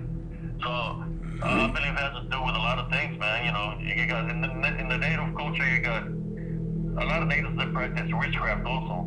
You know, like the shaman and there was some other witch doctors that did the witchcraft things also. So there's so many possibilities. I'm just glad that I moved out of there, and where I live now, there's not that much activity. Even though I have this spiritual gift. Yeah. But I guess my spiritual gift was kicked in full time over there. Yeah, I imagine it did. So much activity, Just like I said, I have the ability to see when somebody's been afflicted by something, in which I could go to the person and say, I pray for the person. I can say, God bless you to somebody, or I love you, and the negative thing that's there, or leave the person, because they don't like that. You don't like when you talk about love. That's why I would say I always maintain a love foundation, Yeah. And there's some people that don't understand me where I'm coming from, that's in the cryptid community. I know everybody does their own works, but I went through it. I've seen it physically, and then I got attacked spiritually, So it didn't attack me in physical form. It attacked me in spiritual form. Oh, I can understand you would attack me in spiritual, physically, then I would say, boy, yeah, shit, man, it hit me, it cut me or whatever, in the physical form, it has to be real. But no, it attacked me in spiritual form, being invincible, like it wouldn't show itself to me. Right. So it makes me to believe that it's spiritual, Right. But shapeshifters, skinwalkers can do that. They can manifest into anything within Mother Nature, and they can deform anything, just like demons, the Legion, or you can even tell the line. They have those abilities. But the thing about all that is, the one thing you're not supposed to do, no matter what kind of abilities they have, is give it power. Right. Because once you give it power, then it has to kind of open it over you. So, you try not to give it that power of the fear factor, or that you're believing in it. Because it's like when there's people that said they go give donuts to this dark shadow beings in the woods, or that they give them gifts and all this stuff, man, that's man, I'm telling you, that's not good. That's not good at all. Yeah. That's not good at all, because that's believing in them. And most likely as individuals, I'm more than sure that they have a negative attachment already on them. That's part of the stages of Wendigoism, or what the people call Wendigoism, where they go to the woods and they start thinking they're an animal or a beast, they start eating stuff that's in the flesh, and stuff like that. That's the stage of that, Yeah. Or people want to call it psychosis. That's what it does, It wants you to make you think you're some kind of way. Right. It's part of a one of the first stages of a possession. Now, do you think all these creatures are cut from the same cloth? Like, is there like the Native American Wendigos and Skinwalkers? Are they like of a different kind of vibe than like the shadow demons of the Christian faith, or do you think they all come from like the same wellspring? I believe they all come from the same. It just everybody's experience, whether it be native, whether it be Celtic, from different parts of the world, right? They go by what their forefathers have told them, through myths, through folklore, and that's what they believe in, or what they were taught, or through their religion. But it's all from the same. They've been here for a very long time, and it comes from the same thing, and we already know where it's coming from. But they have this ability to trick, So they've always existed worldwide, and just the different names is just different cultures describing what they were seeing. Yes, that's what I'm saying. They've been around us, and like I said, some that dwell in it, like some people that don't like me that are into the black magic, because they hear me talking about the Love Foundation. We're all equal. I don't think I'm greater than nobody. But the only thing I can say to them is there's always time to repent for their sins. They can change, and they can make it into the kingdom of heaven if they want to. Right. But I'm not their enemy, because to me, they're people. They're just regular people to me. It's like I said, it's like a form of psychosis. If they think they have these abilities to do certain kind of things, it wouldn't affect me, because I don't give people like that, or this force is power, but believing in them, I take away the power, but because I know that you, me, or anybody has an opportunity to make it into the kingdom of heaven. It's about, I believe all the things that are happening, when you hear about, well, I can't say the word because, Facebook, I don't know, but it's a podcast, I'll say it. People that commit suicide, people that commit suicide, Yeah. they're being spiritually, demonically attacked in a way that they take their lives. And what that's about? What that's about is about, once a person takes their life in that manner, that's a lost soul, because that soul is lost. It's lost to where it made him commit suicide, right? Because it's giving it power. So it's kind of like a form of a sacrifice. So that's one lost soul to make it into the kingdom of heaven. And that's where a lot of people are getting tricked and deceived. Like, for example, me.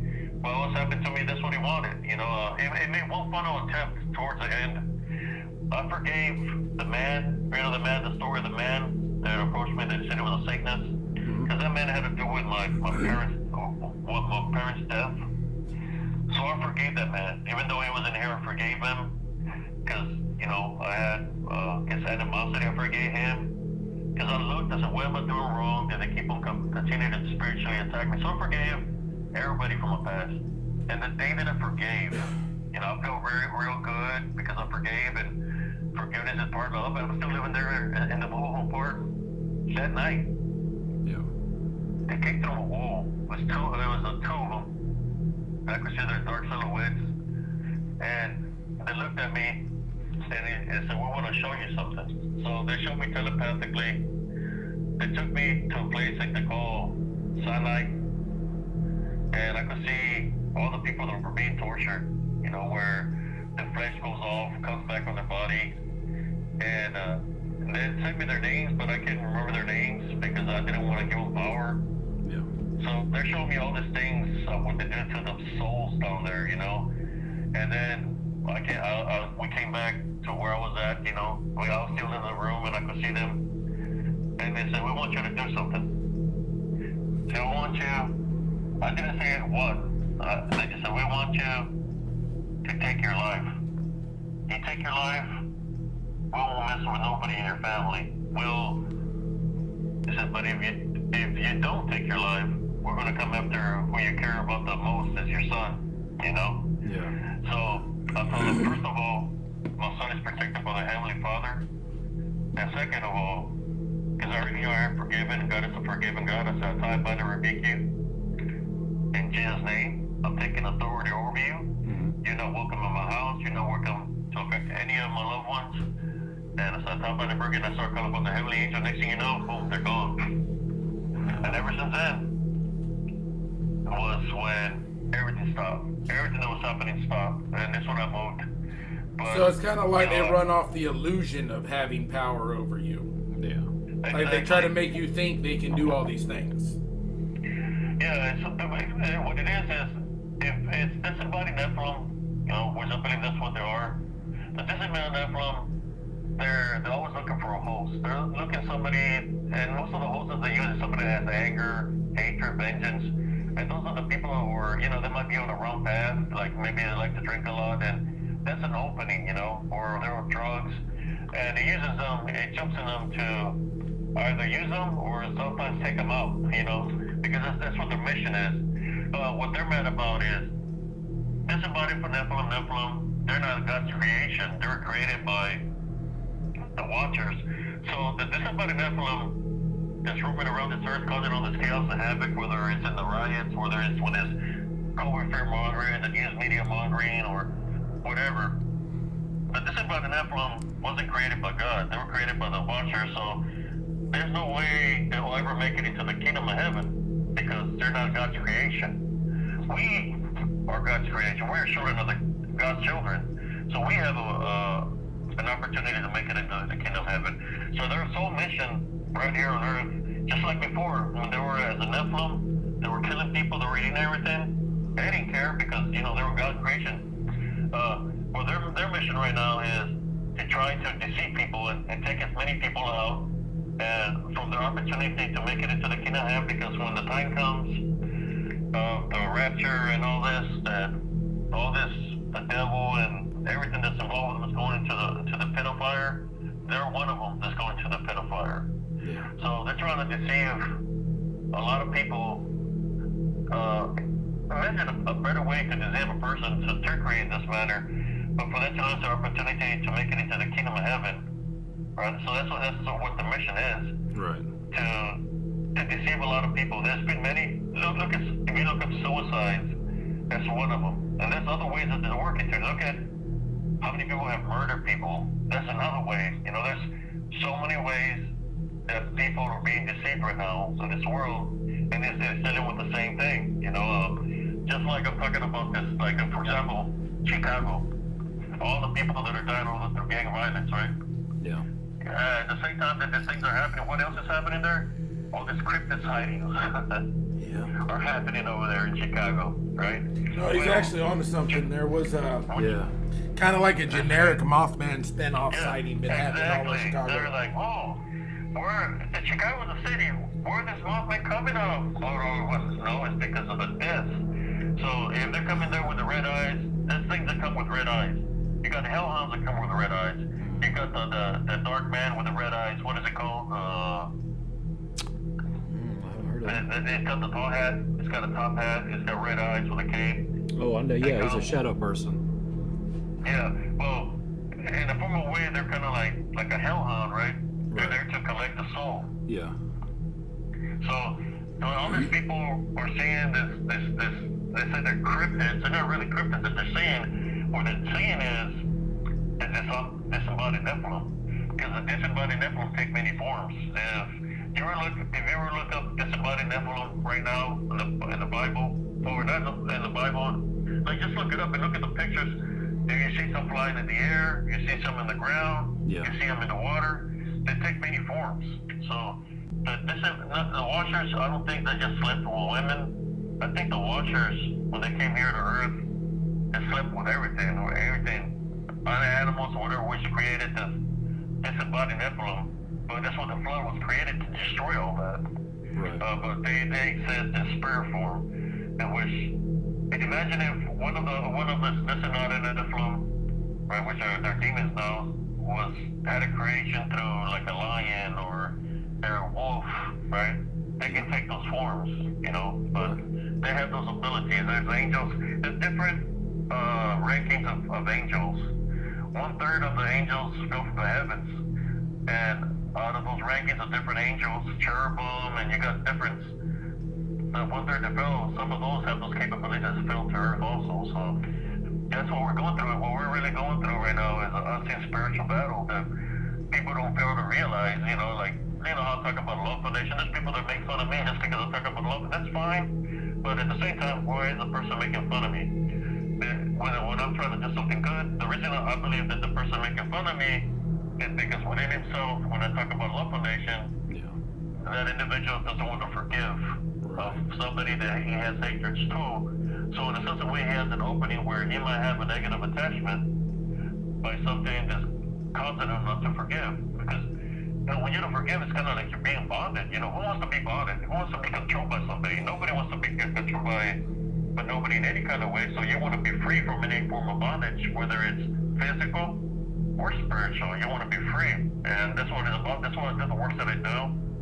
And I've been doing this work for a long time. It's just getting more intense as the years come. Yeah, I couldn't imagine. I'm here for a reason, you know, and I'm here. I'm going to continue to do the work that I do to try to help other people spiritually, so I can, how's the saying go, awaken people from the truth of things that are happening right now. Right. That's why I make these videos, and I have some friends that are in the cryptid community, and I try to let them know, hey man, be careful, because I know what happened to me. They're going to get deceived the same way, and maybe then I might not be able to overcome it like I did, because, you know, even though I have faith and I believe in God, you know, I battled and I overcame it, but maybe they're not that, how should I say, have some kind of faith, they might not be able to survive that. Right. I couldn't imagine making fun of somebody that's trying to bring love. And in this world that we're living in right now, and the climate and the way it is, there's too much evil and too much hatred going on. I wish there were more people out there like you that were willing to speak up and talk about some things that a lot of people don't want to hear necessarily. Yeah, I've been being targeted like that, like I said. But right now I'm just focused on my site. But I was in the cryptid community, and what started happening is a certain individual didn't like what I was posting, and they started sending people my way. They started reporting my regular Facebook, which, you know, your regular Facebook is attached to your groups. So my regular Facebook, I got it permanently deleted by Facebook because I was getting reported every day. So, but they didn't know that I had a backup account. See, so I was able to still maintain my groups, but I had to rebuild them. So they didn't like the idea that I kind of outsmarted them. Yeah. So they started coming at me again. So what I did is I started leaving a lot of groups from the cryptid community, because I felt that the way they were doing it is some of the admins that were affiliated with this individual, they started reporting my post. You know, a picture, I posted one picture, they were reported. So what happens after they were picture after a while for Facebook, they'll ban your account for 7 days, and that goes to 14 days. Well, they're trying to do the same things they did to my first account. So I said, you know what, it's time for me to leave the cryptid community, you know, whoever wants to follow me. So, but I'm going to remain, my site's still going to remain spiritual and cryptid, because I've seen both. Yeah.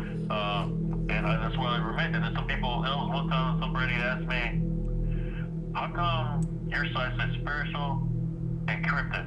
And it's like, I don't cryptid, but I want to know why you're saying spiritual and cryptid, because he said those two, spiritual and cryptid, they don't connect with each other.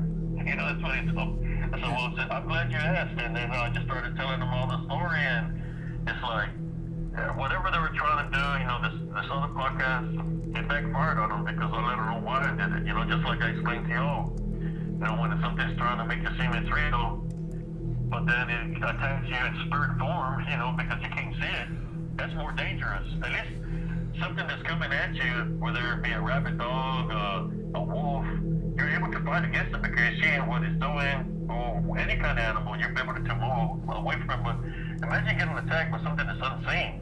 Yeah. That's... How are you going to defend against that? There's no weapon that you're going to be able to use, because you can't see what you're shooting at. You know, you're not going to be able to fight it if it's in spirit. The only way you're going to be able to fight it in spirit is like I did. Spiritual warfare is through prayer. Right. And that's what I'm trying to warn a lot of these people. I mean, you got people in the cryptid community where they call the shadow figures forest people. Yeah. I'm like, whoa, man, come on. Well, I'll tell you this. With nightmare creatures, you're always going to have an area to speak what you feel. We don't push an agenda. We want our viewers to decide for themselves. We bring the events and the information, and we let people walk home with what they want to walk home with from it. Yeah. That's right. And the reason I was saying this is because I know what those shadow people do, and because they show me their true nature. And it's like when they're saying that they're friends, and then they're inviting people to go to meet as friends. You know, it's like those negative attachments that can jump on somebody.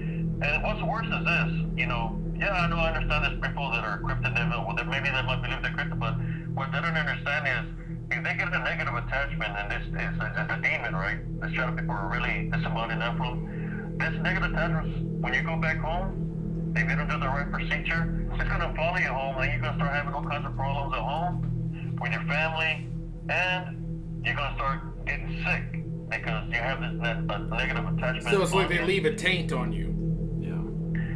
Exactly, and that's what the people don't understand, that I've been trying to explain to them, that he can attach himself to you and go home with you and start causing havoc. Because this thing's, like I said, it's about our spirit. So the cryptid person has a spirit that he wants, and if he has an opportunity to take the whole family, because he wants everybody that's got a spirit. So that's his main goal, that's his main mission, is to try to take out as many people. It doesn't matter if you're a cryptid, it doesn't matter what you believe in, whether you're a Christian, it doesn't matter if you're in a cult, it doesn't matter how old you are, it just wants to take your soul. And that's what they're doing. And that's how a lot of people are getting deceived. And that's one of the reasons I do the work that I do. And like I said, I've been doing it for a very long time, since I was a kid, all the way up to now. I've helped the people where I guarded a person that, when I was in the Army on the 5th Ward in Fort Hood at Darnell Hospital, there was a sergeant that came from Afghanistan, and said, Sergeant Sias, you need to take care of the soldier. He tried to commit suicide. So I went up there in the 5th Ward, so the 5th floor, and I had the night shift, Sergeant Major didn't like me, and he said, if something happens to him, he cuts himself a little bit, it's your ass, I'm going to take your rank, blah, blah, blah. Yeah. I said, no problem, Sergeant Major, I got him. So I was on him like water and rice, man, night shift, from 6 in the afternoon to 6 in the morning. So I'd be there looking at him. This guy, he was literally trying to kill himself. He was unscrewing the screws out of the showers. He tried to get the aluminum thing out the foil of the orange juice and wrapped it up real tight to try to make it into a little blade. Yeah. So I was keeping an eye on him. So I started noticing, like I said, I'm spiritual, get to all the shadow figures flying around in the hallways there, because all the people that are there, they all have something in common. They're all trying to commit suicide. So I'm there and it's hot and heavy with freaking activity. Yeah. So I take my Bible and start praying verses out of the Bible, to protect this guy and protect me because of the ugly spirits that are flying there in the 5th Ward where all these people try to commit suicide. So I'm there at night shift, and there's one night where this guy's laying in the bed and I see something, I see like a dark shadow right beside him. Then I see a form of a boy, and it starts hitting him in the head, and then his body, he was asleep, his body starts jerking, and he starts trying to block the shots, and he wakes up, and I'm seeing this boy hitting him in the face, Yeah. But first seen it as a shadow figure. So it's popping him in the face, and he gets up. And said, you see that? I said, yeah, I've seen that. I said, what is it? What's going on? And I was praying on my side, my end. I was praying to our brother. And he said, well, that's my brother. He said, your brother? He said, how is it your brother? He's not here. I said, well, when we were younger, we went swimming at the lake. And when we were swimming at the lake, my brother got cramps, and I tried to save his life, but he drowned,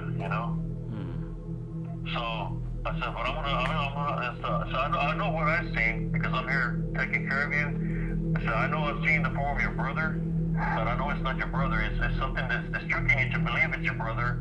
And I believe the reason he started getting spiritually attacked is because when he came back from Afghanistan, his wife left him with his children. Right. So they sent him into depression, right? So he was using his brother, believing that whatever spirit was there with his brother, maybe he's believing this brother, but it's really something demonic, right? He was getting demonized, believing it was his brother. So I tried to help him out spiritually, and then one day I'm sitting there, we're eating breakfast. He's looking at me, and he starts laughing at me. He had green eyes. It was actually an African American, but he was like albino. And he's looking at me, and he starts laughing. I'm looking at him. So what are you laughing about? Early in the morning, I said, it's been a long night. It's like, I know what's wrong with you. I said, really? You know what's wrong with me? And he starts laughing. And there was nothing wrong with me physically at that time. I'm looking at him. I said, what's wrong with me? If you know what's wrong with me, what's wrong with me? Because he was a medic, right? He was a medic. Yeah. And he starts laughing, and it's like, I know what's the matter with you. So you have epilepsy. That's what he told me. I was like, man, get out of here with that, they say I'm father, you know, whatever. So I started praying, you know, and he wouldn't say nothing, you know.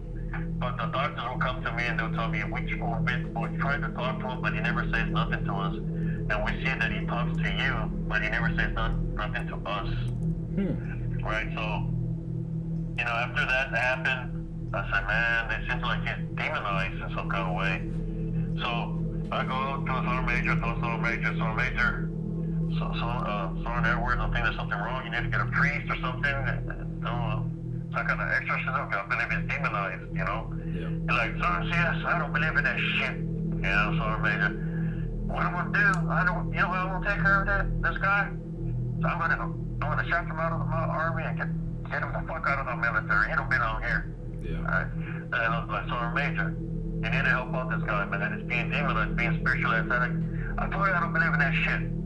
So I'm telling you, if you don't help him out, he's gonna go back to you, because you have the power to help him out. You need to help him out. Fuck that, you know? Yeah. So they chopped him out of the military, at least for about a week or two after the army. Then I heard that committed suicide, man. Oh man, I hate to hear that. Jesus Christ. It's always sad when somebody takes your life. Yeah. And then, a couple of months later, I'm in the field training, you know, after I guard them. I'm out there in the field, I go back to tank, and something happens to me, you know. Out there, I don't feel no senses on my side, on my left side, on my body. So they go to the doctor, to the hospital, and they can't find nothing wrong with me. So I'm sitting outside, and there's this lady, and God sends, puts people in place. There's this lady just like, how you doing? What's the matter, mijo? Like, she's like, what's the matter, son? And I told her, you know, what happened to me. She said, come with me. She took me to this room. It's called CSEP. There's some people that have been to the war. And there was a program they had. So I enrolled myself in the program. And there was some doctors there. So they did some studies on me. And guess what they found? What's that? They found out that I had epilepsy. No way. That's crazy. And you'd been undiagnosed that whole time. Yeah, I hadn't been diagnosed. And found out, because they were doing EKGs to find out, because what was happening to me, I was passing out on the runs. So you see, this is after I guarded this guy. So I'm thinking that something might have transferred itself to me from trying to help him out, you know, but I don't know. Right. All I know is, I started, after I guarded him, I started like, in the runs, you know, I would black out. I don't remember nothing. Don't pick me off the ground. I have like scrapes where I would land on the concrete or on the street. But that's what they diagnosed me with epilepsy, man. Jesus. So all my life after that, after I got out, you know, I had to take medications. But I believe the epilepsy that I had came from a blow to the head in California. When I flew out of the tank, I hit my head. And, you know, blows can cause that, blows to the head. So I'm assuming it's coming from there, but I really don't know. Yeah. I mean, that's probably a likely cause of it. Yeah, but what was weird is Sergeant Edwards knew. How would he know? Right. Well, man, you know, you've heard the saying, spirits know spirits, right? what's that? So, like, spirits know spirits, so what I'm trying to say is, like, something in the nature, demonic, they know exactly where your weaknesses are. Right. Because they can read your spirit, so they know exactly what you're going through. So it uses every little thing to find an opening to attack you. To manipulate you. I remember Sergeant Major, Sergeant Major. I wasn't supposed to go to the field no more because I had a dead man's profile. So they sent me out to NTC even though I wasn't supposed to be out there. So I was pulling guard over there when he already knew I had the epilepsy. So I was working with what do you call it, the woman with the Red Cross. Yeah. They had me in a room there working with her. And I went to take a little break and I guess I must have had a seizure or something. So then I'm flapping on the ground. So they took me to the medics and I was at the medics. And the following day I'm in my cot and there's this chaplain that walks in, you know, a chaplain is like non-denominational, like, person that talks about, God, but in different, all denominations. Right, just a religious person. Army. Yeah. Yeah. So he come up to me and he's like, and he walks in the tent and he's like, where's the guy that has the seizure? And everybody points him to me. So he comes to me and he's looking at me and he got a smile on his face and he said, can I ask you a question? I said, sure, sir. Because you're spelled with sir. And I was like, do you believe in demonic attacks? That's what he told me. I said, well, I've heard of things like that. And he's like, got another question for you. He said, has your grandfather ever got demonically attacked? And he had a smile on his face. And I was like, I remembered what happened to him in the chicken coop. Yeah. And I'm looking at this guy. He said, you know what? Let's say a prayer. So he starts saying something in a different language that's not Spanish or English. So I start saying the Our Father, and as I start saying the Our Father, he turns around, he just walks away, right? And he leaves the tent. So I sit down back on my cot, and I'm like, man, that was fucking weird. Why would he say those things to me, right? So I sat on the cot. Next thing you know, like 2 minutes later, so where's the guy that had the seizure? They point to me. And I said, how you doing, sir? And I looked, and he had like a ranking up here up on top, like a general. Mm-hmm. I told him the chaplain for Hood already came to visit me, and he said, no, I'm the chaplain for Hood. Wow. So I'm thinking whatever it was something in disguise. Right. That came to mock me, which was something demonic, which they can take form. They can take form of people. Doesn't matter where you're at, they can take those forms, so. Right. Just one of the works that I do. I'm just telling you some of the experience that I've been through. I know some people might not understand, but whoever doesn't understand or would like to talk to me, anybody can contact me through Messenger, or if they want to join my site, Personal Cryptid Encounters. I do have another sister site called Positive Spiritualist, Right. which was my initial site that I created, but when I got targeted, all they got erased, so I had to rebuild it back up. But my original site was Positive Spiritualist. That was like what I would keep as a documentary, as a record of what I was going through, where the pictures were and everything like that. But Right.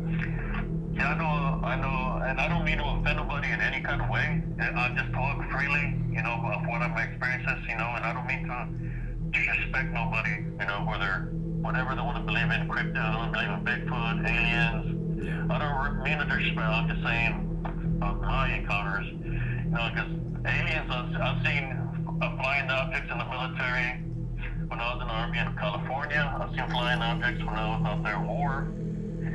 We can talk about many things. I've seen it just about everything, where I've been in around the world. I've been to Germany. I've been everywhere. Sounds like you've been around the block a few times with all of it. Oh, I'll tell you a story about the gypsy woman that I encountered. Okay. In Germany, I was drinking a beer. There was this beautiful woman, and we started walking, and we were just talking. And I said, "Can I walk with you? I'll walk into your house or whatever."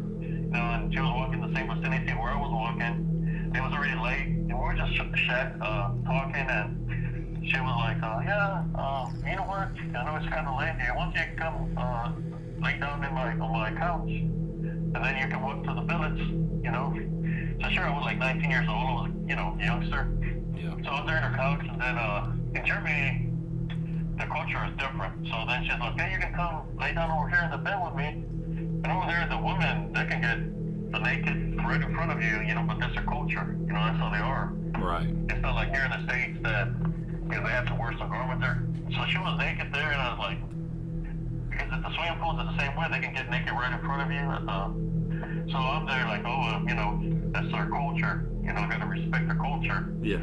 So I'm there with my clothes on, and I go to sleep, right, because I'm tired. So, but when I wake up, she's not laying beside me no more, right?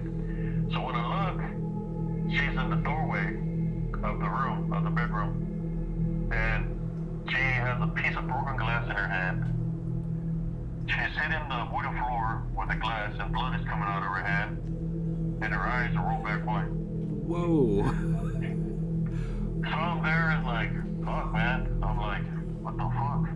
I'm looking, you know, the old me would probably say, well, shit, man, I didn't know she wanted to be with me in the bed in some kind of way, right? Right. As a man, and she got so upset that she had to do that. All she had to do is say, hey, you know, let's do something.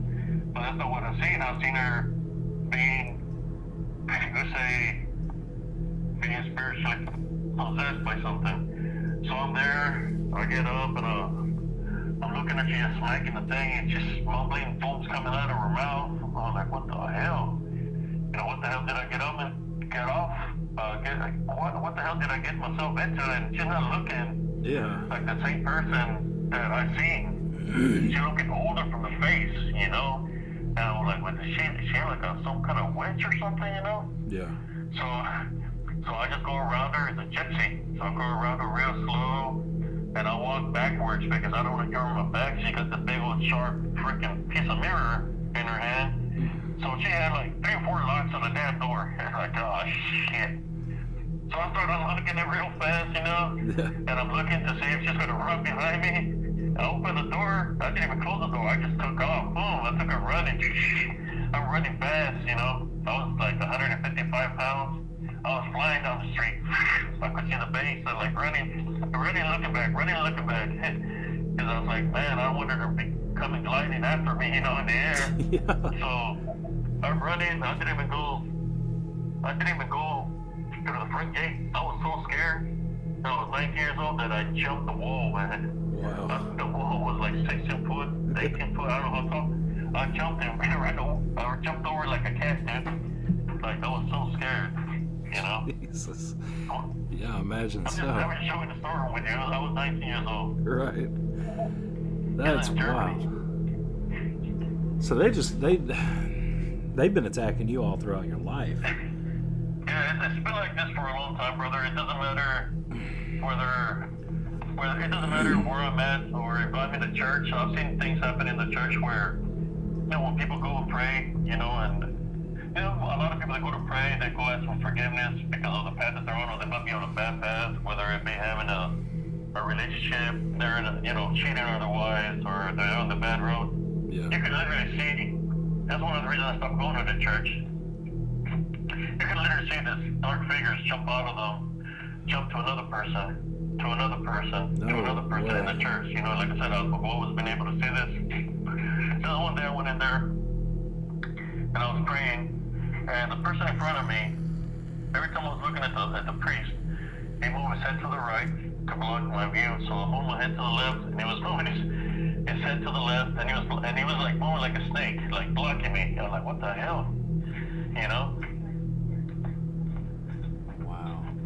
He was moving his head, right? So then, and I call this church interference, right? Because I'm trying to listen to what he's saying, so I'm getting blocked from seeing viewing the priest or what he's saying. Then you know, I hear a baby crying, I hear somebody coughing, and then when I look to my right, because I'm sitting on the edge, in between, you know, when the walk down the middle, I look at this woman, and she's looking at me with this freaking evil smile, laughing at me, you know, like wicked.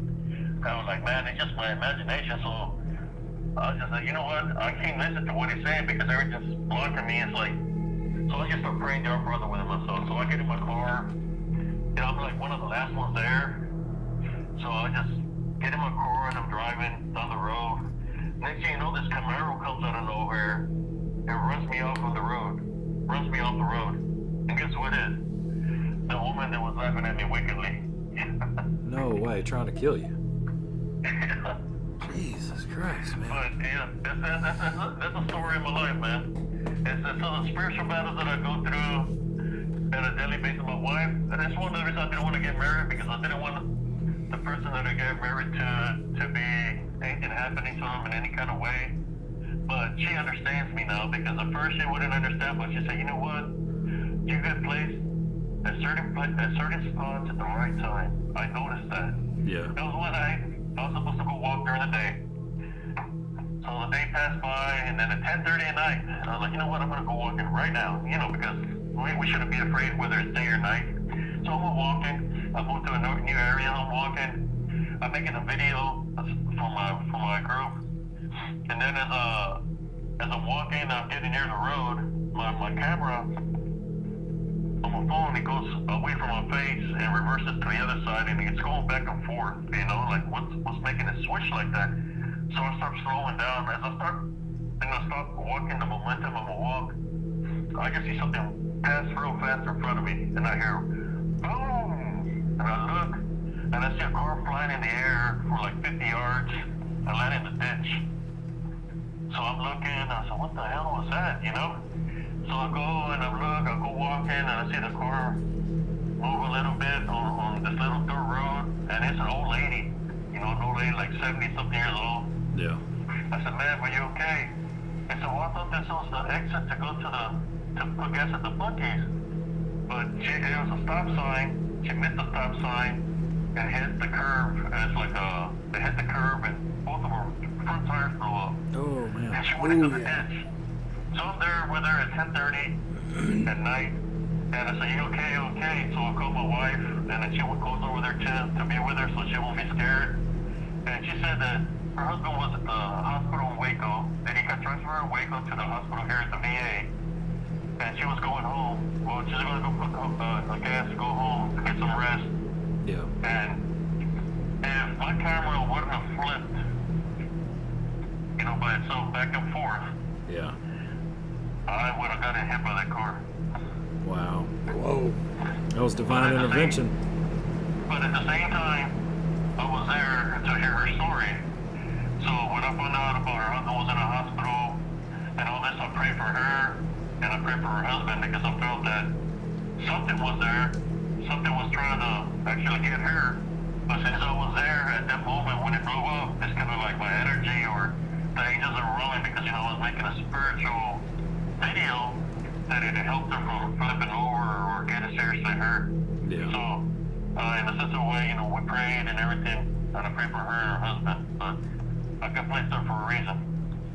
Man.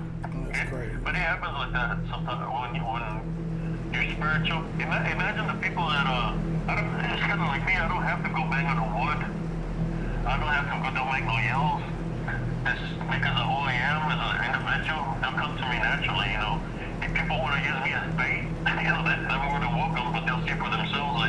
It's just some people that, you know, I can be used as bait because, you know, it's always been like this all my life, but I just don't want nothing to happen to nobody because if they're not prepared spiritually, they might get attacked spiritually. Right.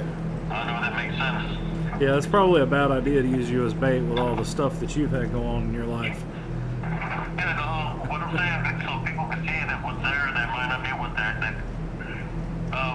they think it is, you know, because that's why you put it on test. If you can lure something out in the form of a Dogman or lure something out in the form of Bigfoot or any cryptid, that's why you put it to the test. When it happens, and if you're trying to have a love foundation, say a type on it where we can name it Jesus and see what happens. If it disappears, boom. You can smell sulfur, or just it disappears in thin air. Well, that'll throw the question that cryptid is not real. It'll make it 100% that whatever that was something demonic. Right. Yeah, I'll agree. And that's one of the reasons I tell some people that let's put it to the test, but nobody wants to take that offer or that challenge. I'm not afraid to go out there. I've been out there already. Yeah. I just want people to awaken to see what they're dealing with. You know? Yeah, it's kind of like how we spoke before, and I mentioned how, you know, a lot of cryptozoologists, they like to put everything in a tight little needy box, and they want everything to be a certain way, and I think a lot of times they romanticize a lot of things, and that's just not the case. There's too much evidence to prove that these things are not just flesh and blood. They may be able to take on that form, but there's a lot more to it. I mean, it's... They can leave negative residue behind. When I'm even talking about negative residue, I want to tell you a story. I was talking to you about my grandmother. There was a witch battle. Well, there was one evening at our house, because we live in the same lot. that we're hearing all kinds of animals outside. We're hearing elephants, lions, horses, all kinds of animals all night long for about a couple of hours all night. You can hear a man yelling, and you can hear a whip. You can hear all kinds of noises. Lord. So when the morning came, we went outside. Guess what we found? There was shit all over both of our yard, the 4 lots. Shit everywhere, man. Front yard, backyard. There was shit everywhere. You know, like literally different piles of shit. I'm talking big piles, little piles, different piles of shit everywhere. Yeah. So me and my brother, we spent the whole freaking day shoveling shit off both of the yards, putting it in a wheelbarrow and dumping it in the backyard. So we had a big old pile of shit back there. Yeah. And our house was fenced up. So we're trying to figure out, well, what the hell got in here? You know, at the time I'm young, I don't know what's going on. I didn't know about the spiritual witch battle or nothing like that. Yeah. So we spent all night, and then my grandmother was like, just grab the boards here and we'll put boards underneath the fence so nothing can come in, you know. Well, that night that we did that, same thing happened. All these noises and animals and the same thing, like repeating itself. Right. Following day, Sunday morning, guess what? Me and my brother are shoveling shit again. It happened for 2 days straight. So there's negative residue. I wish this cryptologist would have been there to get the samples that they needed, because there was shit everywhere. Good Lord, man, that's You know, wild. they talk about DNAs and shit, right? Right? There was so many shit samples there that they could have. He could have tested for. The evidence that they needed. He could have tested for days. I seen it, you know, I smelled the samples. He was there, he was everywhere. There was I smelled that shit for days, man. That's wild. Well, look, I'm gonna. You can send me those links for people to get on if they want to contact you, and I'll definitely post them in the description of the video. Yeah, but I really appreciate y'all guys having me on your show. Like I said, I don't have nothing against nobody. I'm just doing this works. Look, when I started doing this works, it's because I was doing works on Lightworker of the World and Lightworker Life Feeds, and somebody from there told, I guess, their husband about me. So he contacted me through Messenger to get in contact with Vic Kondo. Yeah. So I didn't know who Vic Kondo was. I didn't know nothing about no cryptids or cryptid community. I didn't know nothing about that. I didn't even know what a Dogman was until I started talking to them. But besides that, I was doing spiritual work. So I don't have nothing against nobody. You know, I just continue to do the works that I do, you know. Right. And we can say you'll always be welcome here if something else happens. If they do exist, man, I hope somebody captures them, man, because I'm telling you, I went on the hunt for them, but I couldn't find them. You know, whether, you know, people said they might be underground. Well, I know where I live. There's underground from the streets where the sewage goes, but you know, I never got brave enough to go and look underground. Yeah, you were telling me about something that. existed down there, especially by myself. You know, if I go down there and never come back, who's gonna miss me? Right. So I didn't feel like being here, because there is like wildcats out there, you know, but they're not that big. What I've seen, I just you know, because like I said, I'm paramilitary. I'm trained in all terrains. You know, whether it be the woods, the sand, the ice. You know, in Germany we're freaking ice over. Yeah. I've been on all terrain, so I'm capable of doing that. It's just like I didn't want to, you know, I was a single father. I didn't want to put myself in that situation, because who don't take care of my son if something happens to me? Yeah, definitely. You got to take care of your responsibilities. Now, but I really appreciate it, guys. Y'all giving me the time to share a little bit about me. Like I said before, I'm going to reiterate myself. I don't got nothing against nobody that believes in Bigfoot or any kind of cryptids, you know, or they want to believe in forest people, fairies, leprechauns. I don't got nothing against nobody. Right. Aliens, different dimensions. You know, it's just me. I'm just sharing what I shared today is who I am and why I say the things that I say, because what I've experienced, and I know everybody's experience is different. So yeah, I really do appreciate it, guys, for having me. We're glad to have you today. Definitely. And we'd hope to get you back sometime. I really appreciate it, man. You're more welcome to my site, man. I got a picture there. It's kind of like I placed some pictures on this paranormal site, and I started getting haunted by some of those, like those people that like said that are witches and stuff like that, because I know I talk about a Love Foundation. Mm-hmm. So, you know, they have nothing to say, but in the picture, if you go to the side, you can see the people that I took last week as we're entering the path. Yeah. You can see a native spirit right in the path, man. Yeah, I'm definitely going to be checking that out. That's interesting. Yeah. We should also link that too. Yeah, we could. Definitely. You know, there's some people that say, there's a person that told me, hey, be careful when you post pictures because the spirits can be in the pictures too, and, you know, and stuff like that. And so, okay, I'll take that to advice, you know. But, you know, that's, you remember those old movies where the natives would say they didn't want to take pictures because they said that their spirits would get trapped in the picture. Right, it's still their soul. It's kind of like that. Yeah, that's interesting. Well, if you've got anything else that happens to you, please, by all means, give us a call. Let us know, and we'll get you back on. Yeah, I was really thinking, you see, when the activity picks up here in Central Texas is when it starts getting cold. It hasn't gotten cold yet. Yeah. But I know, like around October, and then in October it starts getting cold. And then there's a thing that gets me with the question mark is when I seen this Dogman-like, werewolf-like creatures was when it was cold.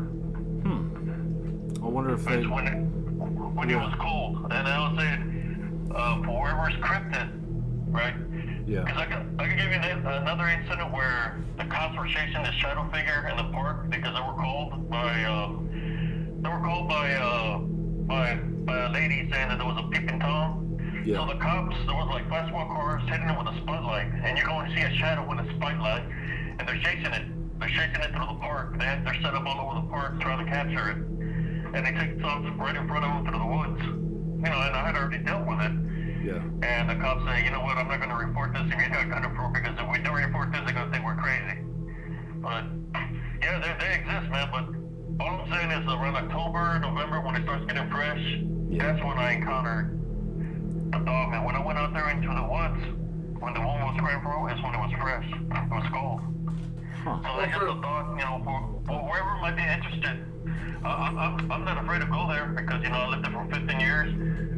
If anybody's ever interested, whoever's listening to this podcast, contact me.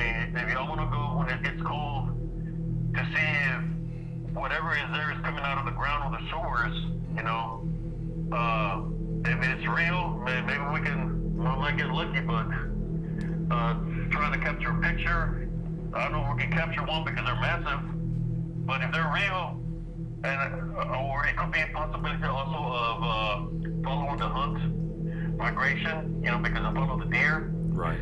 That's around the time from the deer come out too, when it's fresh. So Yeah. That, and for those of you that know South Texas heat, if I was cased in fur, I'd wait till the wintertime before I did anything too, because other than that, it's 97 degrees with 86% humidity. and the skeeters. There's a lot of skeeters down the creek. South Texas Air Force. Yeah. But I really appreciate it, guys, for having me over. Oh, no problem. Thought, guys. Thank you for coming. Y'all know wintertime is when all the animals come out of play. So, That's right. And if there's deer, like one of the things that we see is a lot of deers at the park. They come for the hunt, right? So they'll make their presence known. That's it, buddy. All right. Well, thank you so much for giving us a call, and stay safe and keep your family safe, number one. Oh, yes. Where I live right now, there has no more activity. There hasn't been any kind of shadow things. Once I moved from that area, I moved 5 years ago. All the activities that was happening there didn't follow me over here. It followed me to the apartment I had moved to, but then once I moved over here, everything stopped, you know, and like I said, I keep my house protected through, you know, keeping it blessed, and I have some minerals to ward away negative energies. Yeah. So, yes, but I really thank y'all guys for giving me the time and the platform to speak about this. Oh, that's no problem. Definitely. Welcome anytime, brother. 100%. Thank you. All right. Have a great night. You have a good one, man. You too. Y'all take it easy. Bye-bye. Bye. Bye-bye. All right. Well, I'm James Hansley. And I'm James Strength. And before we go, we just want to take a second to let everybody know that we will be doing a special History of Halloween podcast, live streamed at 9 o'clock Yeah, 9 o'clock sounds about right. on October 30th. And we're going to have a raffle at the end of the episode to give away something really awesome. So make sure you subscribe, like, and comment for a chance to win. So, with that, remember, there's no such things as fairy tales. Y'all have a good night out there.